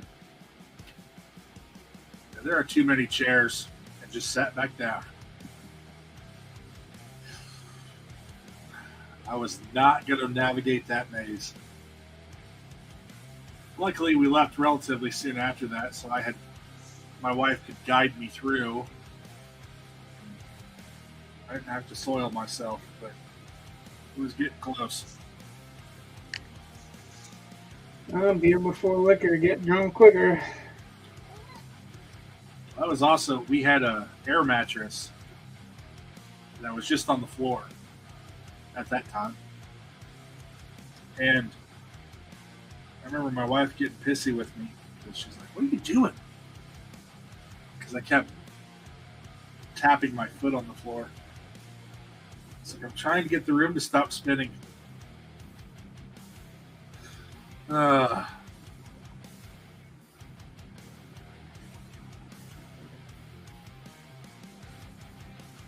Worst I ever puked in my life. I drank 6-pack of Heineken and went to bed. And then the buddy came over. And he had never had a dirty martini or a real martini. And I like those drinks too. So I mixed him one. And then he said he'd never had ouzo. So I poured him some ouzo. Then we had Vikings blood mead. And the next thing I know, I went to the bathroom and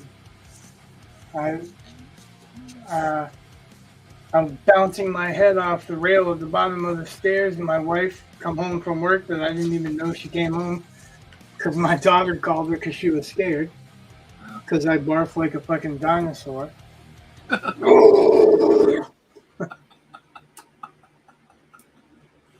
yeah, I was so fucked up. She had to bring this big ass trash can out and put it in front of my face, and I'm literally bouncing my head off the rail so that I could really put a dent in my head the way that I was bouncing my head off the rail.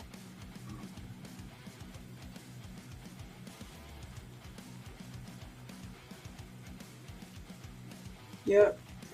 I'm like, daughter freaked out. She claimed she was traumatized by it, which I don't know why. All she did was get up in the morning and go to school.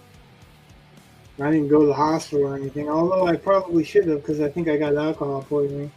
Felt like I was going to die for about a week. And, you know, I already had a heart condition, so. Was not wise. But when I put down the six-pack of Heineken, I thought I was going to bed, you know. I didn't think nothing of getting back up, but I didn't think I was going to drink all that much. All that much turned out to be tequila, ouzo, Viking's blood.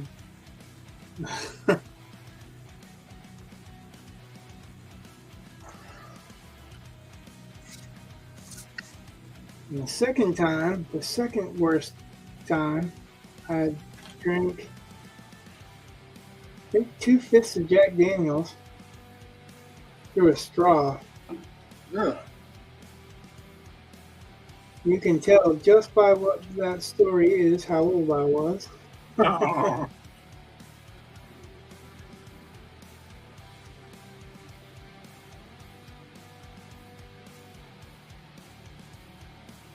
Because I got it out of my system by the time I was 21. I never really. I mean, I'll drink girly drinks because, well, they taste good, but never really got it. I mean, I never developed the taste. So. Well, see, that's the thing is that I don't normally. My father died of cirrhosis of the liver and complications related to it, heart failure, when I was very, very young, and I grew up without a father because of it. So I try not to do anything that make my kids grow up in the same manner. Yeah.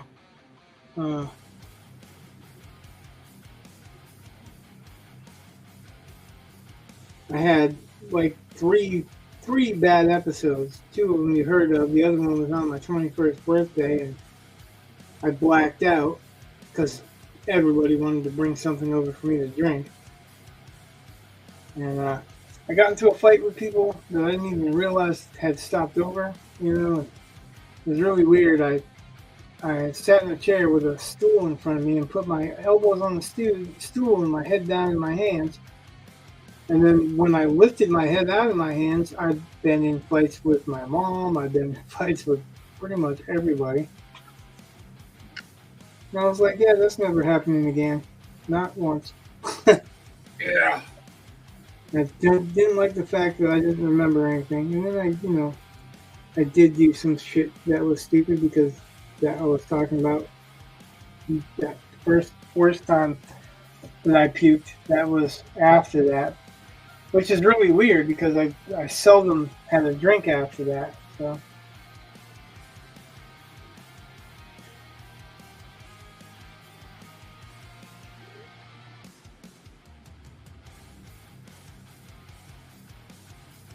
Cat, I don't like you that much.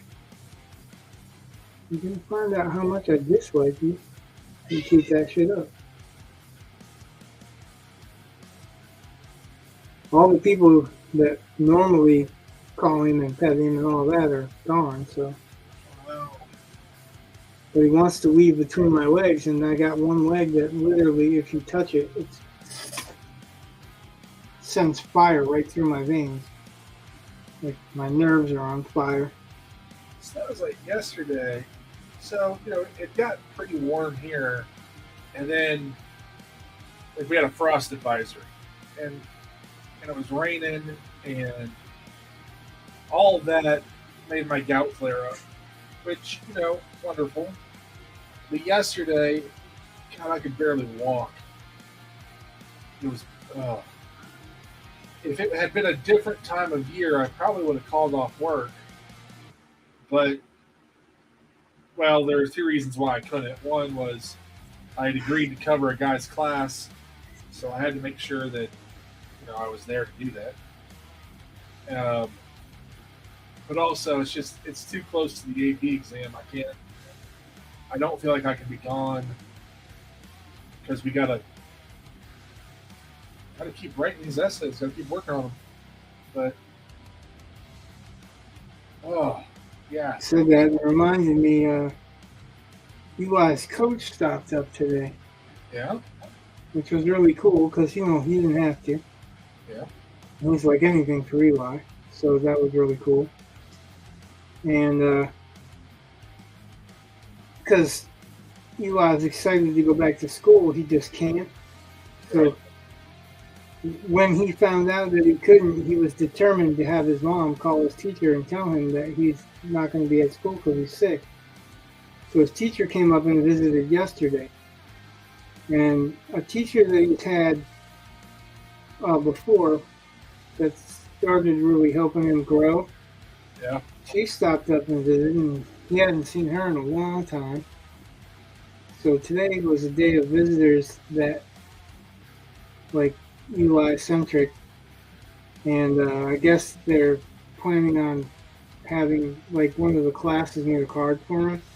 Because he does this reading thing where he reads to younger kids. Okay. Like maybe third grade, kindergarten, something like that. Okay. And he's not a great reader, but he's a determined reader. Okay. And they all love him, so they made a card for him. It was really great seeing how many people showed up to help or wanted to help. Now here's the weird thing. Neither his brother or sister have been up to see him.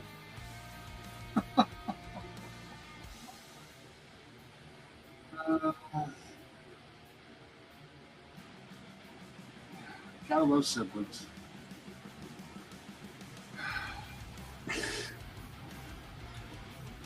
You'd think they could make 10 minutes. Yeah, you'd think.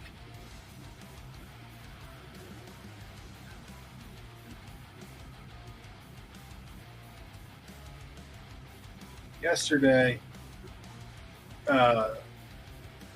two retired teachers came back to register seniors to vote. And Oh boy. I had worked with both of them, at least for a little while. One longer than the other. But I had to go into that teacher's room to tell him something, and I saw him, and I was like, "Hi, it's good seeing you guys." And the one who I had worked with the least, because she only worked like 1 year after I started working at the high school. But she looked at me and she goes, "Are you Mr. Boer?" I was like, "Yeah." She goes, "Oh, you had more hair last time." And yeah, I probably did.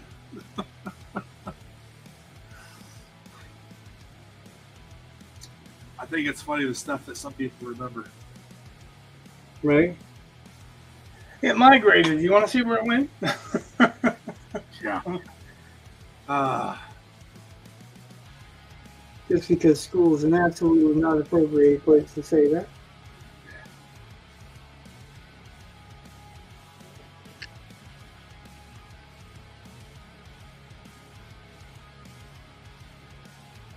And what's funny is, so the guy, the teacher that I had to go talk to, he's pretty right wing. I mean, I wouldn't call him an extremist or anything. Yeah, because probably was a centrist before all this shit started. Yeah. But so then there's the woman that used to be in my department. I have a feeling she's probably right leaning, based off of some of the stuff that she said before she left. But the other one was about as left as you get really, and they all, they're all talking. They're all very friendly with each other. It's, so you have a conservatives classroom inviting in someone who's obviously liberal to register kids to vote. And I'm like, that's like the greatest thing ever, because you got both sides of the political spectrum all working together, to do some civic duty stuff. And I was like, that's just really, it's pretty darn cool to see that. That, and it gives kids a fair view of both sides. Yeah. So it's not like, vote for this because if not, you're evil. Yeah. That's really what disturbs me about the political divide, is that it's that box classification thing. Don't put me in a fucking box. Period. Just don't put me in a box. You have a right to think what you want to about me. You don't have to like me. Fine. That's okay. I may not like you, but hey. But don't put me in a box. I'm not putting you in a box. Until you start behaving like you need to be boxed up. Not put in a box, but boxed up. Started advising people to use quick dry cement and cups,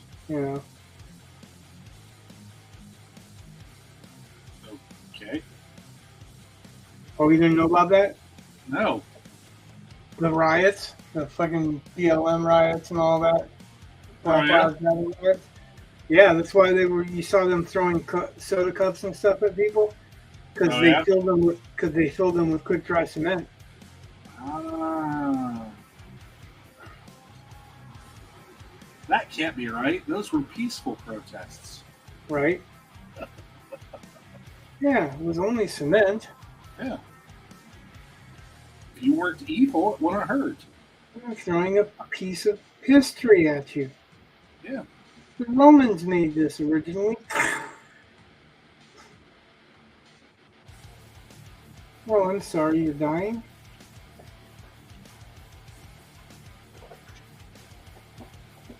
Do you see that Kyle Rittenhouse shit? No. The guy that he shot, that pretty much out and out said in court that he shot him because he had aimed a gun at him, and that he wouldn't have shot him if he didn't aim a gun at him. The only survivor of the three he shot, right? Yeah. Changed his name, and he's on campus talking about how he got away with murder and all this other shit. Like, what? You can't fucking tell us that he's living a lie and he's promoting lies and all this other shit now. Too late, buddy. You already confessed. You confessed when it was fresh.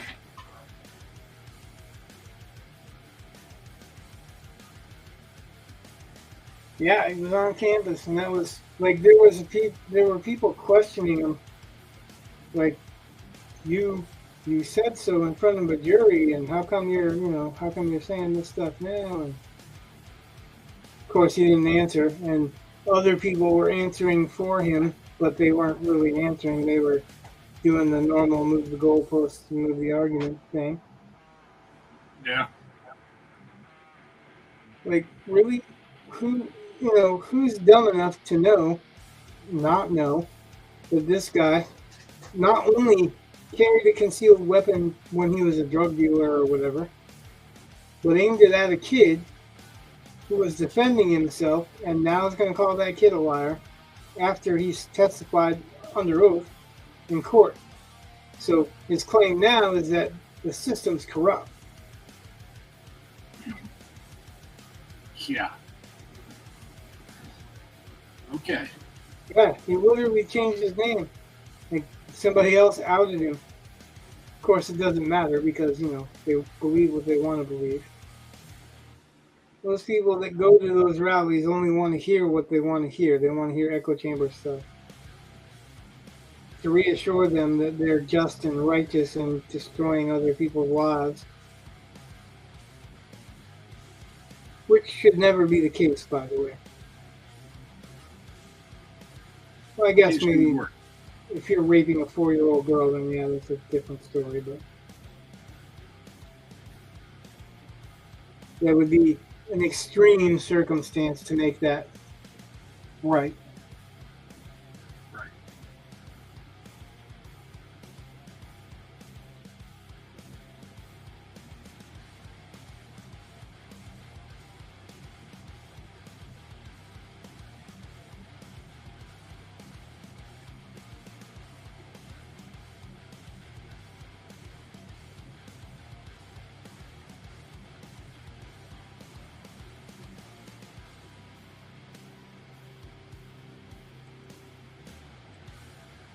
I think we're going to need a couple of mutants.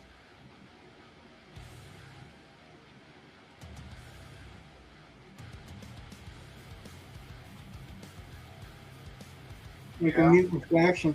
I was grazing through X last night, and they had a clip of a Biden speech where he's like, 4 more years. Pause. Oh yeah, where you ready to pause?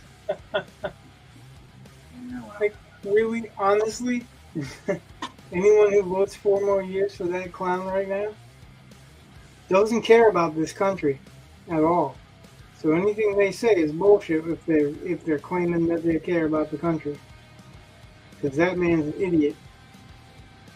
And he should be put away in a home where he doesn't have responsibilities and he can rest and not be made spectacle of and not be made fun of. You know what I mean?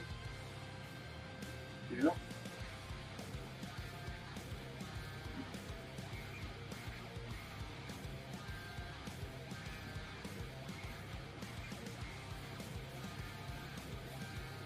I think the biggest problem really is we don't have any great candidates. We have what we have. We're choosing the lesser of evils almost every time. I mean, I'm not saying Trump's evil or whatever, but he's certainly not exemplar for good people, right? He's a man that can do the job that needs to be done, but that's he's not a Kennedy, or he's not somebody that's going to unite the nation.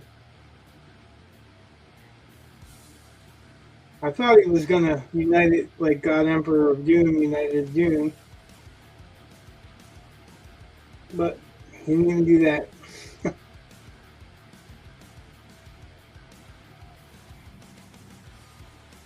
But we're not going to have everybody voting for one candidate until there's an acceptable candidate, you know? Yes. Everything is, I don't think everything, you know, like, who's an acceptable candidate at this point? And when I say acceptable, I'm not talking about just to you or me, I'm talking about to everybody. Who would be an acceptable candidate? Well, you have no centrists on the left. That's the problem. Right. You have no centrists, well, very few centrists on the right anymore either. Oh, I would argue that's probably not true. Well, maybe in the constituents, but certainly not in the people that are voting, in the not voting, in the legislature.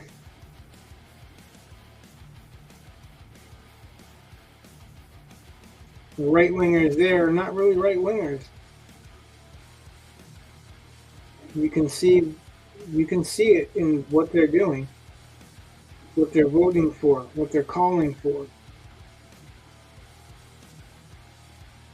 So it's like, I'm just saying, like, there's no candidate that's so outstanding that there's going to be a majority voting for him in a landslide like that. No matter what results turn out now, they're going to be questioned. I don't care who wins, somebody's going to be questioning those results. Well, and we're going to be in limbo while they're figuring it out. Part of the problem is that there are reports that say there were like 200,000 more votes in Pennsylvania than there were registered voters. Oh yeah, it happened in the inner city in Cincinnati and most of like Cincinnati and Chicago and all that stuff, where they had 130% of the voters vote. Right. On its face, there's a problem.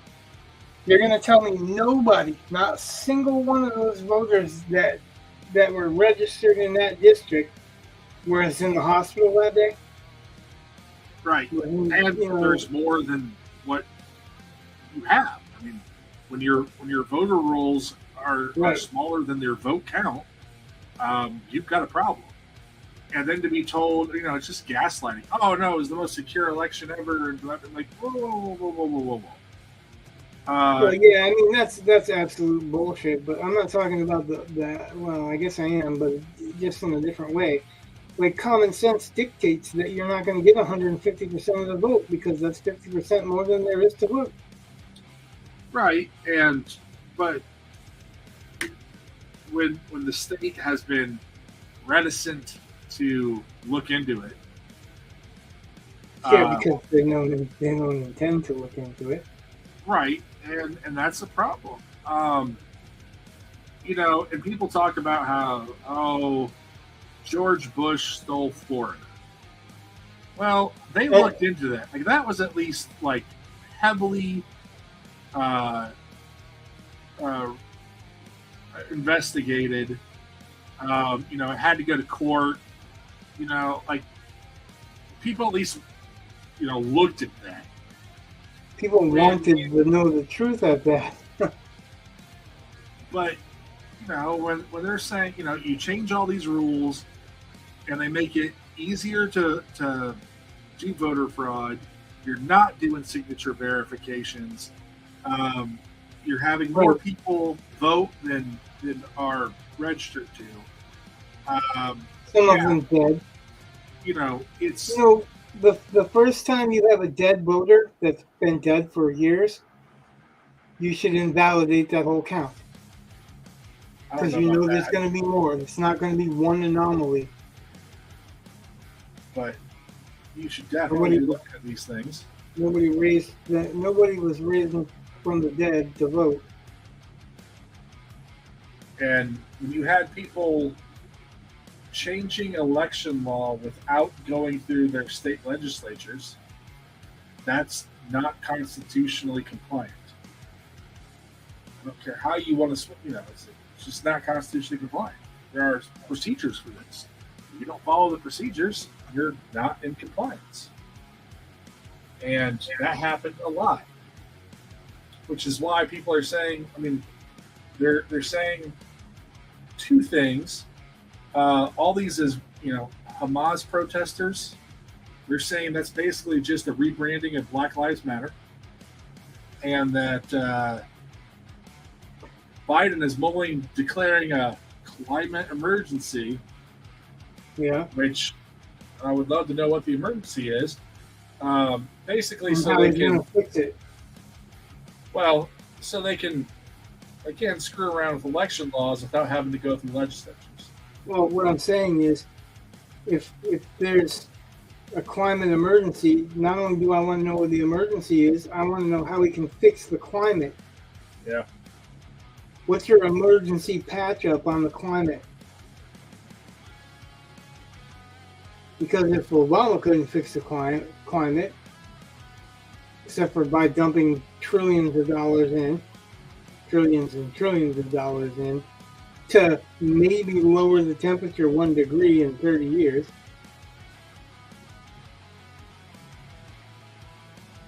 then what's Joe's plan? Because Joe's less competent than Obama,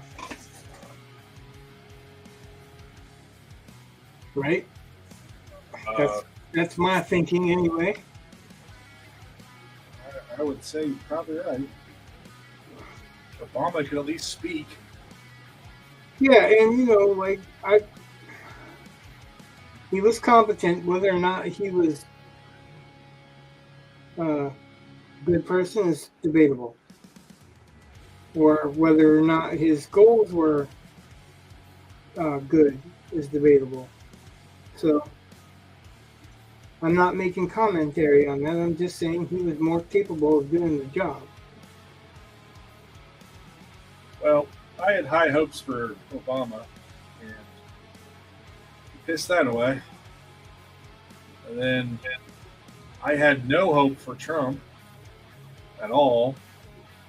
I was I thought Trump was going to be Clinton light, and right? surprised His the crap out of me. association with them.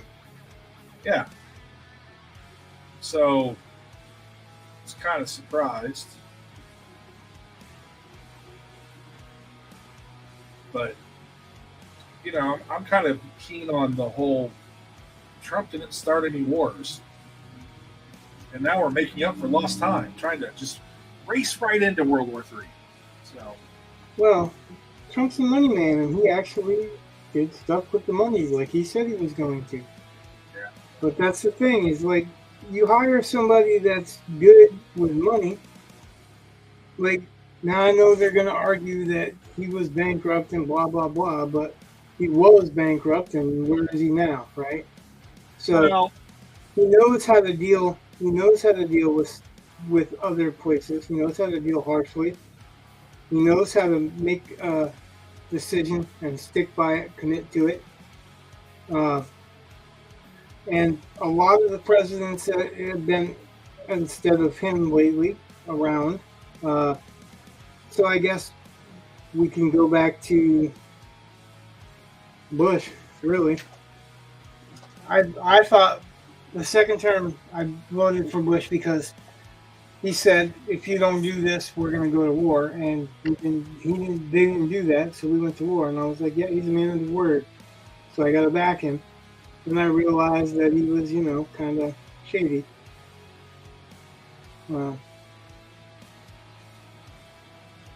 But the other presidents that have been there have been really wishy-washy. The Clintons were wishy-washy. They made promises they never intended to keep. I know of one CIA agent who was talking about there was a plan to assassinate Osama bin Laden. No, Saddam Hussein, by one of his top generals. The plan was the Kurds were going to take the guns in the north, and then he would assassinate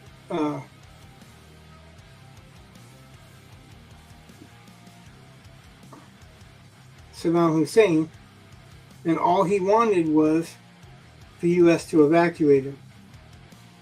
And Clinton kept him on unanswered, hanging on the line till the day before the plan had to go or fail. And then he was like, no, we're not going to do it because the Kurds aren't going to take the guns in the north. Guess what happened?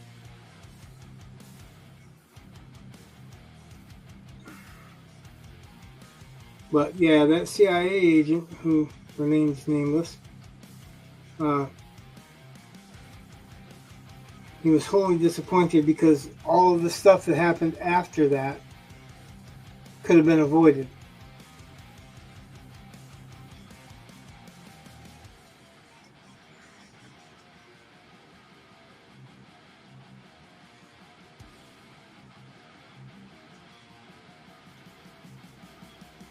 So yeah, wishy-washy presidents send the message that they can do whatever they want because the wishy-washy ones aren't going to do anything about it. And that's essentially the way it goes. I gotta get a drink, so I'm gonna hobble over to the refrigerator, so give me a minute. I literally gotta pick my leg up and move it. Ugh.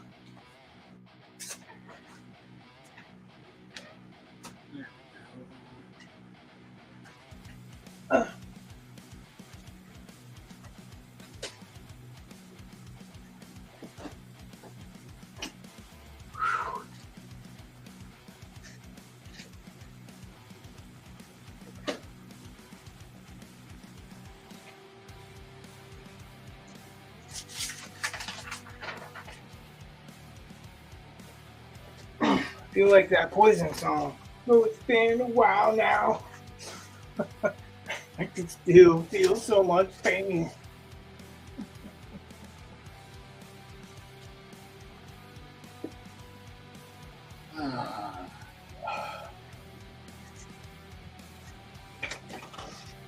Can you read it? Yeah. Not the lettering. I'm talking about the image altogether, the way it's working. Yeah. Does it look distressed, or does it look systematic? I want it to look like weathered. Systematic. I don't know if it looks distressed necessarily, but it does not look systematic. Well, distressed is beaten and ripped and cut and holes put in it. Yeah, I know what it means.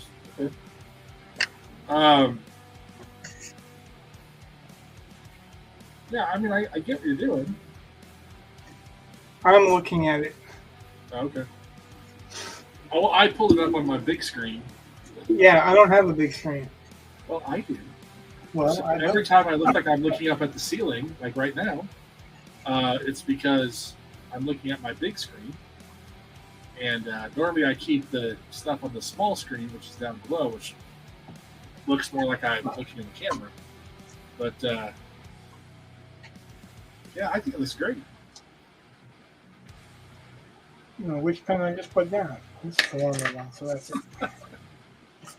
Well, because I just brought a whole bunch of them out, and then they come in a 2-pack. One of them's a soft tip, and one of them's a hard tip. Supposedly with fine lines. I use the hard tip to do the lining around that.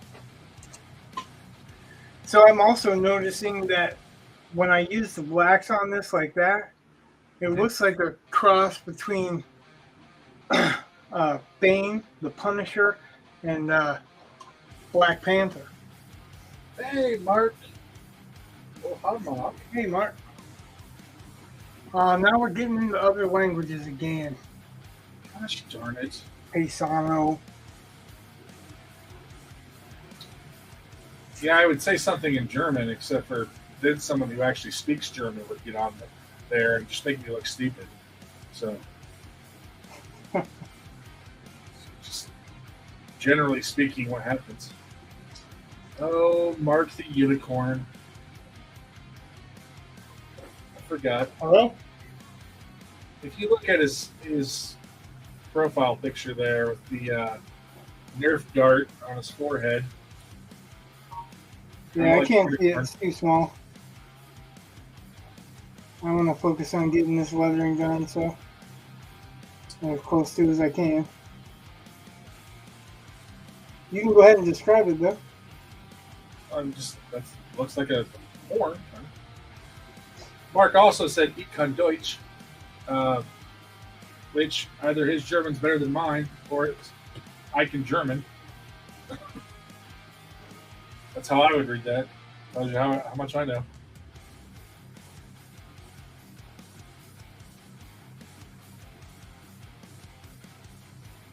Mark, do you know what Squidward's name is in German?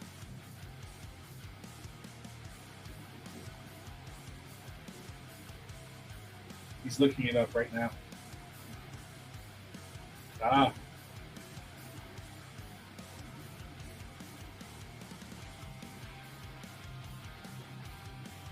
Squidward, from SpongeBob.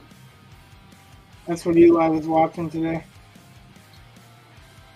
I can't stand. I really don't like that show. Sorry to everyone who likes it. I just always thought it promoted stupidity. There's a lot of hidden meanings and stuff. Yeah, I know. If you watch it, but if you compare that to Phineas, Eli doesn't watch. It's background stuff. But he just happened to have Nickelodeon on, and SpongeBob was on. There was actually something I hadn't seen. I couldn't hear it, but it was SpongeBob and all the cast as robots. Which, they're underwater, so, but okay. That's where they went with it. At the bottom of the river. But Mark on SpongeBob SquarePants. According to the German teacher at my high school, it's something like Tatalus, kind of like Thaddeus, but Tadius. That's it. 80s. So I'm assuming that just means they renamed the character because Squidward doesn't mean anything in German. Well, squid does. And ward does. Squid is a German word? There's a German word for squid. They had U-boats. Well, I get that, but it's not the same thing. What do you mean? Yeah, it's Squidward or Ward. Ward. W-A-R-D. A-R-D. Like Chef Boy. Yeah, it looks like the douse. That's what it looks like to me.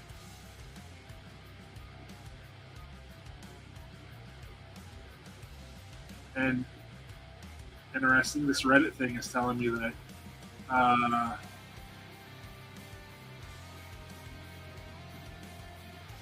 that they're questioning why they're called that, but it is what it is. Questioning why, what's called what? Mark said, I kill me from Alf is translated Lachamiktot.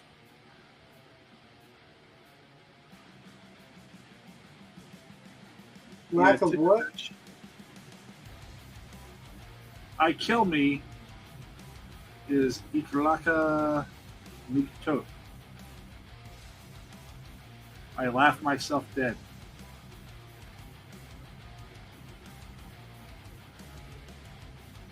Oh, there you go.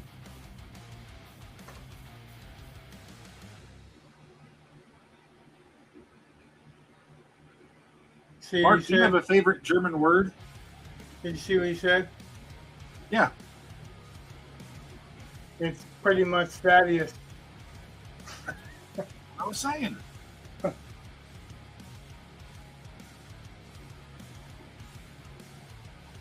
I just want to know if Mark has a favorite German word, because, well, I do. Because it's the best German word ever. Sitzsprinkler. It's a guy who sits down when he pees.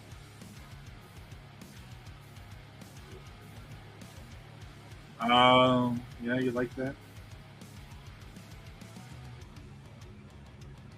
Sitzsprinkler. It's a guy who sits when he pees. That's a real German word.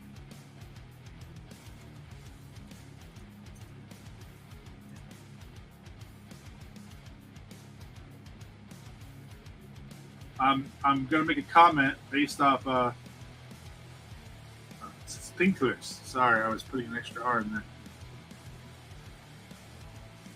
Yeah, Sprinklers. I just think that's such a great, like, to have a word like that. Just then I found out one of my colleagues is one, and I was like, what? Why? Just, so it's less mess. You sit and relax. And I was like, yeah, but you gotta, whatever. Oof. That's your favorite German name? I've always liked Helmut.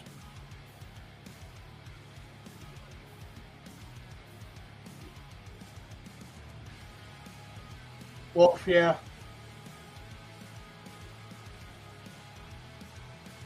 That's that whole Nordic crossover because German and Nordic are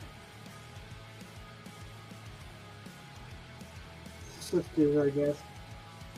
Nordic's the bastardization of Germanic. It's named after getting punched in the gut.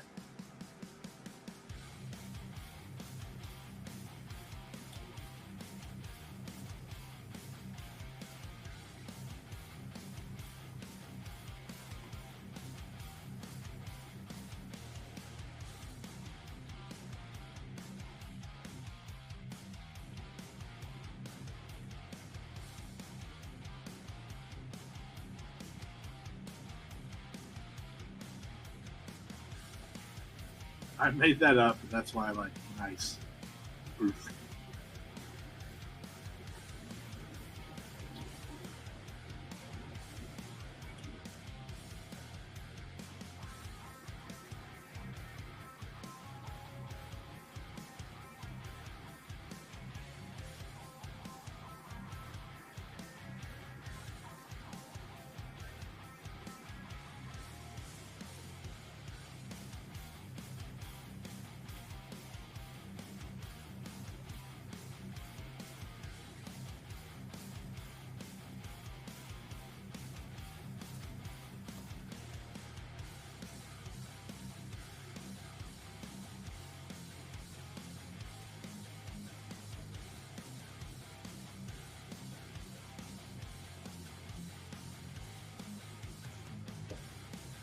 Oh, yeah?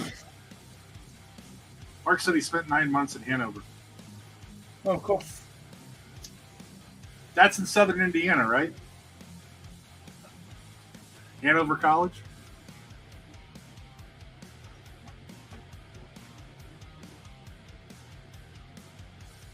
Someone later on is going to watch this stream and take me serious about that, but oh well. It'll probably be a German. And Yeah. He doesn't even know where this is. he's got all this stuff wrong. Yeah. He's making a mockery of us.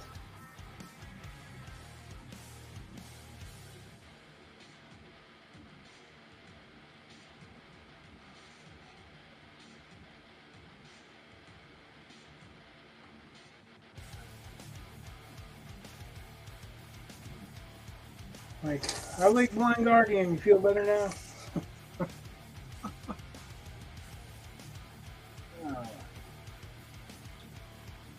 I always like the German teacher we had taught us that to say the word for beer correctly in German, you had to smile to pronounce it. Because it's basically just beer. But she said you have to smile. And I thought, well, that's indicative of a culture that might have a drinking problem.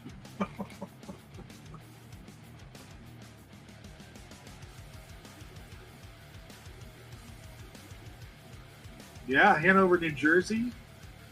Is that on a scale of Hanovers? Would you put that higher or lower than Hanover, Germany?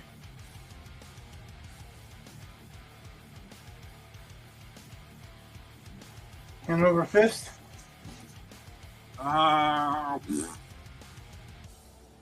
What is that? That was a terrible joke, if that was. It's not a joke. It's a character's name. Uh-huh. Ever see Heavy Metal? Yep. Bernie Wrightson created Hanover Fist. That's the janitor that's messing around with the ball that became the big monster in the Captain Stern story. Okay. His name is Hanover Fist.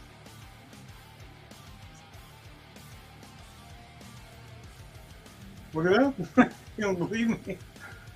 I wasn't saying you're lying. I wasn't. All I right. take credit for my dad jokes as well as my facts. Okay. Wow, that's not what I was expecting it to be. What? The drink I just took. Oh. It was going to be fruit punch. It's not fruit punch. Did you drink the paint water? I hope not. Uh, I haven't painted in a while. And my old lady bought this from Walmart, so this paint water, someone's getting sued. Well, maybe I hope it is paint water. oh. It's just berry lemonade, and that's not what I was expecting. Mark said that the Hanovers are different animals. The Hanover, Jersey was Old Town Jersey, so quaintish, whereas Hanover, Germany was big park / garden / college town with a European skew. Skew.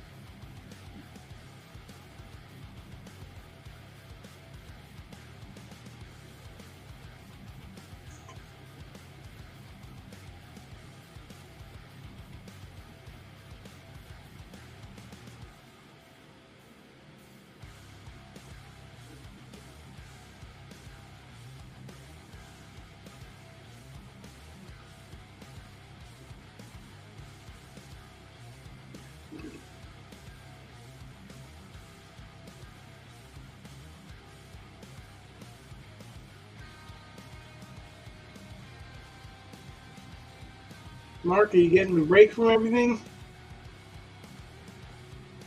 Mark breaks for nothing. Well, he hasn't gotten the break in a long time. Seems like every time he gets a chance to get a break, something else pops up.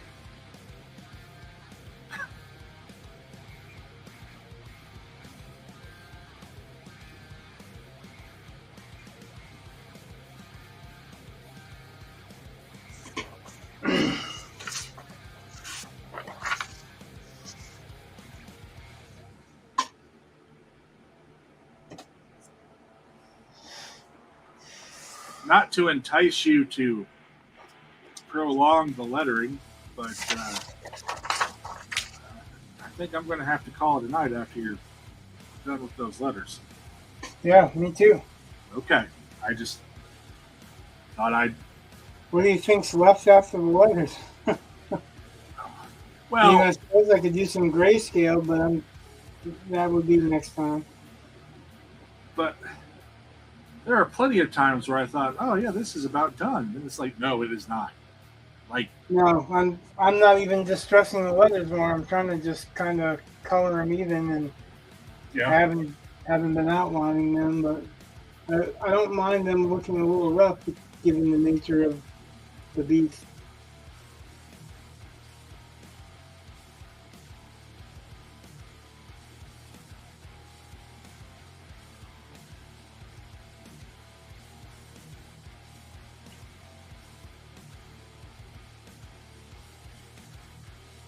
Oh.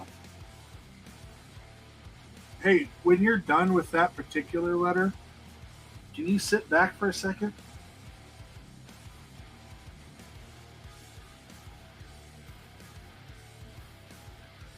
Yeah.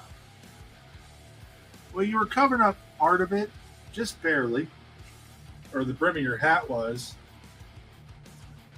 Did you intend?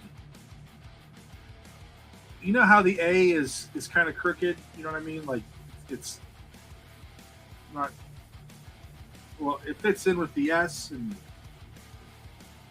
that negative space at the bottom of the A into the curve of the S is almost tail-like. Mm-hmm. Was that intentional?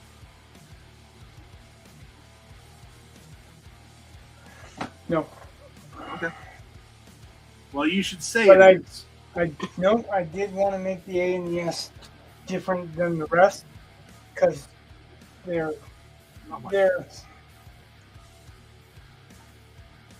the A is kind of like a Iron Maiden type of thing, you know what I mean?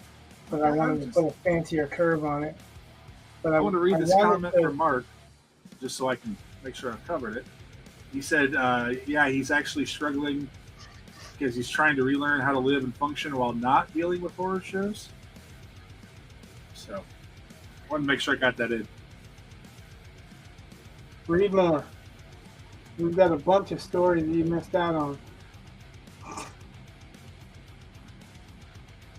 But even, yeah, it's kind of interesting because, well, he's lost his ability to focus for a good amount of time. Yeah, that's what I was saying. Like, he needs a breather. He hasn't been able to write in over a year. But, and if not, then it's really, really close.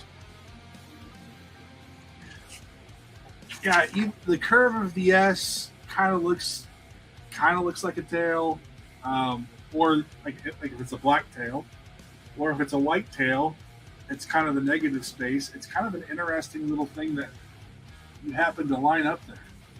So that's I would so completely take credit. I would be like, heck yeah, I meant to do that. I was trying to imply it without actually having to put it on there. And it's going to sound like you're a super genius.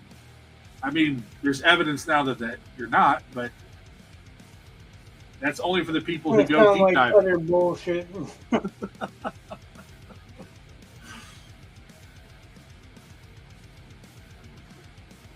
Doesn't sound like utter BS. Well, it's kind of like Stanley Kubrick in his films would like set things up so that they're pointing or that negative space if you paid attention. Well, yeah, I do that kind of stuff. Like I'm framing. This stuff is all leading to him. It's supposed to be leading to him. Oh, okay. So I'm saying there is a triangle shape in there. I agree. Point to him, both with the T and with the bottoms of the letters. But yeah, I mean it's one of those things where I think you could, you could pretend like that was you were implying a tail, even though that he's not actually got one.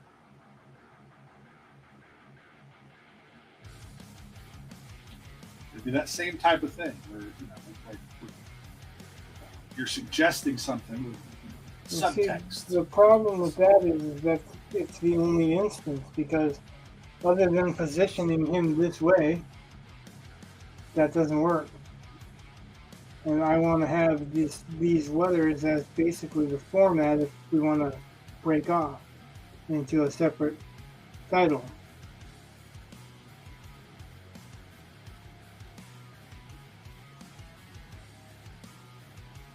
And I hate lettering, by the way. I just when I have lettering like this to do, Yep. I don't think of it as lettering. I think of it as part of the design. I'm just drawing the letters. That's why I could beat them up and make them look how I want them to look. Okay.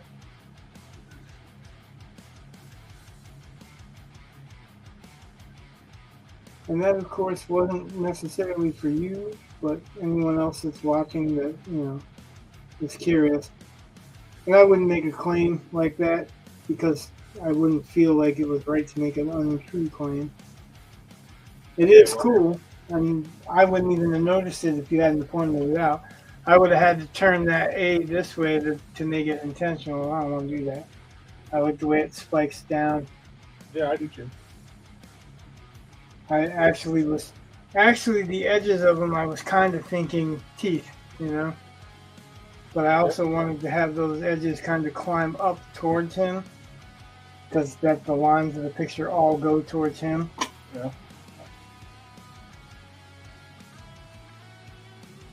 General rule of thumb is if you want to direct the eye, all lines should either go towards where you want to direct the eye or away from where you want to direct the eye.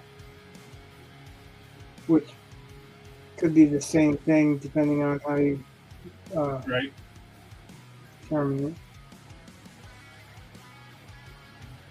Point in every direction is the same as no point at all. That's from the point. What? Have you never heard of the point? I didn't hear what you said. A point in every direction is the same as no point at all. Nope. Okay. But have you never heard of the point or seen the TV show? Nope. Well, you're a little old for it now. It was a children's. I probably was a little old for it when you were watching it. Oh no, I was introduced to it when I was in college, actually. And really, what it was is, it's based on an album by Nilsson called "The Point," and tells the story of this kid Oblio and his dog Arrow. And Oblio lives in the land of Point, where everyone has pointed heads except for Oblio. And long story short, he gets banished to the Pointless Forest and makes his way through and comes back to the land of Point because he realizes everything has a point, even him. And spoiler alert, everyone else's point on their head melts off and he grows one. So he's still a freak of nature. But I don't think you're supposed to pay attention to that. Oh, I thought you were going to tell us that it was a different point he was making. Well, Different head, different point. but there's some stuff in there. It's just there's because there's narration in between the songs, and so some of the stuff that goes on just it's I think it's very quotable. And then I just I remember my uncle singing one of the songs once, and I thought he was making it up, and because it's just weird. I mean, it's all about you sit beside the breakfast table and you think about your troubles, pour yourself a cup of tea, and think about the bubbles and all this stuff, and you take the teacup, you dump it into the ocean, and it gets eaten by a whale that decomposes. I mean, it goes on and on, and it's actually. I mean, I enjoy the song, but the way it sounded like just too random to not just be like. I was like, I kind of think he's making it up on the fly, and he was not, but. If you're not going to listen to Nina Simone, I really doubt you're going to listen to Nilsson or The Point. But I enjoy them. So, like, all that reminded me of is we need to find that clip from Blue's Clues.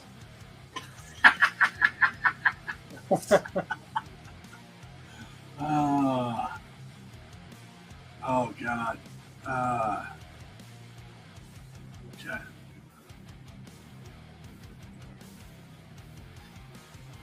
I forgot about that.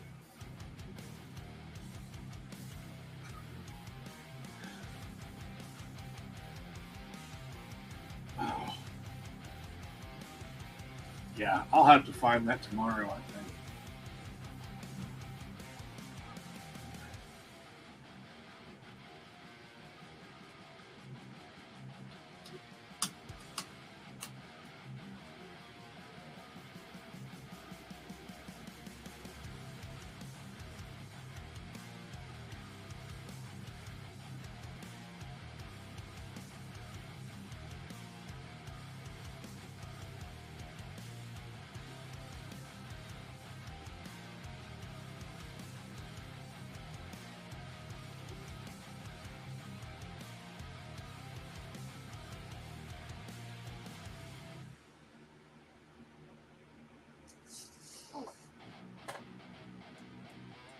Yeah.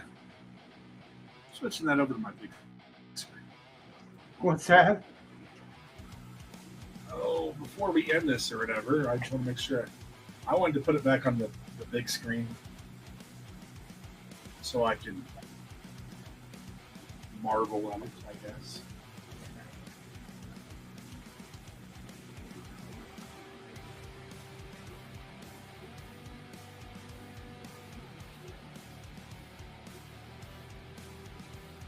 There you go.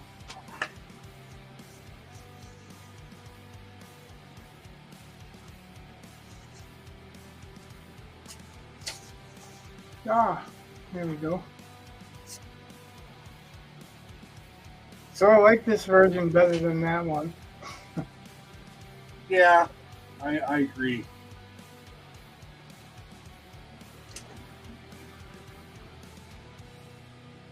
Yeah, that one is pretty awesome.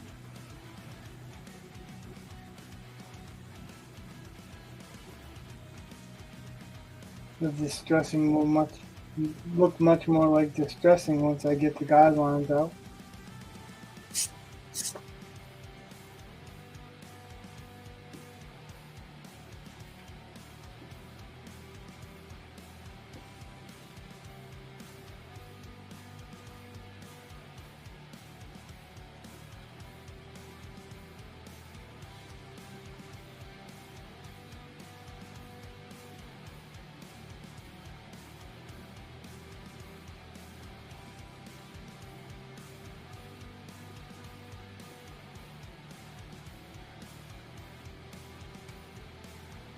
Uh-oh.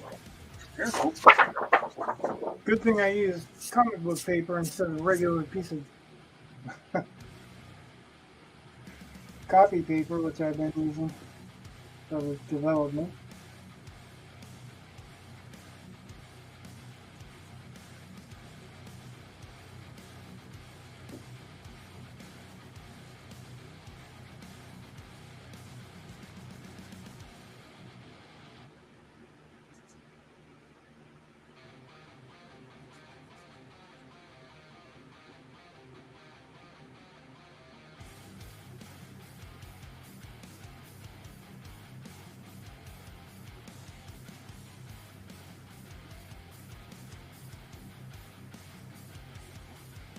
This is what I really wanted.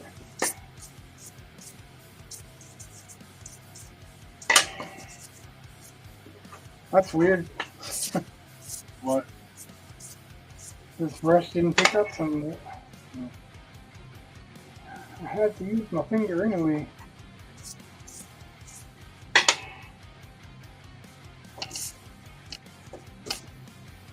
That's the kind of Dutch I speak. Awesome. I had to use my finger anyway. Nice.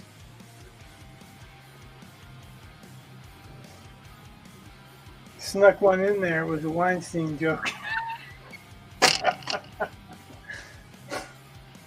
Well, it's like a friend of mine he was reading this thing, some post, some meme.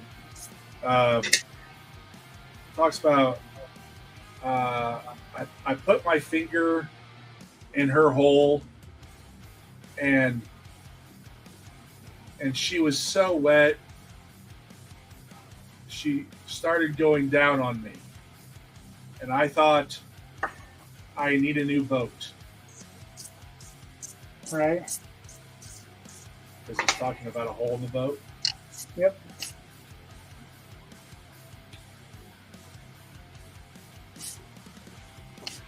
All right, I think that I've got everything I could get tonight. So what do you think? I might come back in and do some grayscales. Grayscale, not grayscale. The name is done. That's what the name should look like. Awesome. But I could heighten the muscles up with some scale grays.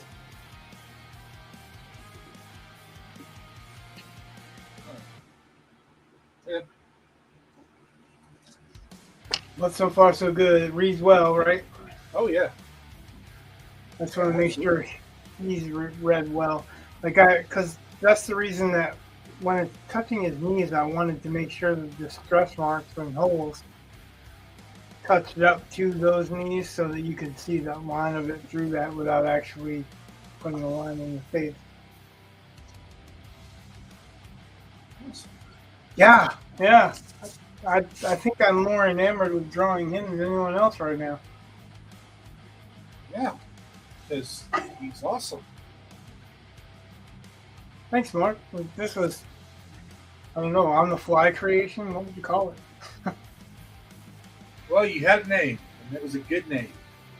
Yeah. That's the first part. Sometimes when you get the right name, like I told you, you said that name. Noodled this after it because we knew we wanted some bulk, but him to be short. And I thought that was not quite fitting, and I wanted to give him more like he's an attack dog look. And it works. You know, and now that you said on all fours, I might have to have it with both claws out at you on one of these, too. What I said is so many possibilities from here, Yeah. All right, so anyone that watched, thanks for watching, putting up with us this whole time. Again, if you liked it, let us know you like this stuff in the comments so that we can pursue this. I don't know what we're going to do if you don't like it, but I guess, we'll know anyway. So, for everyone else, good night. God bless. Much love. Peace.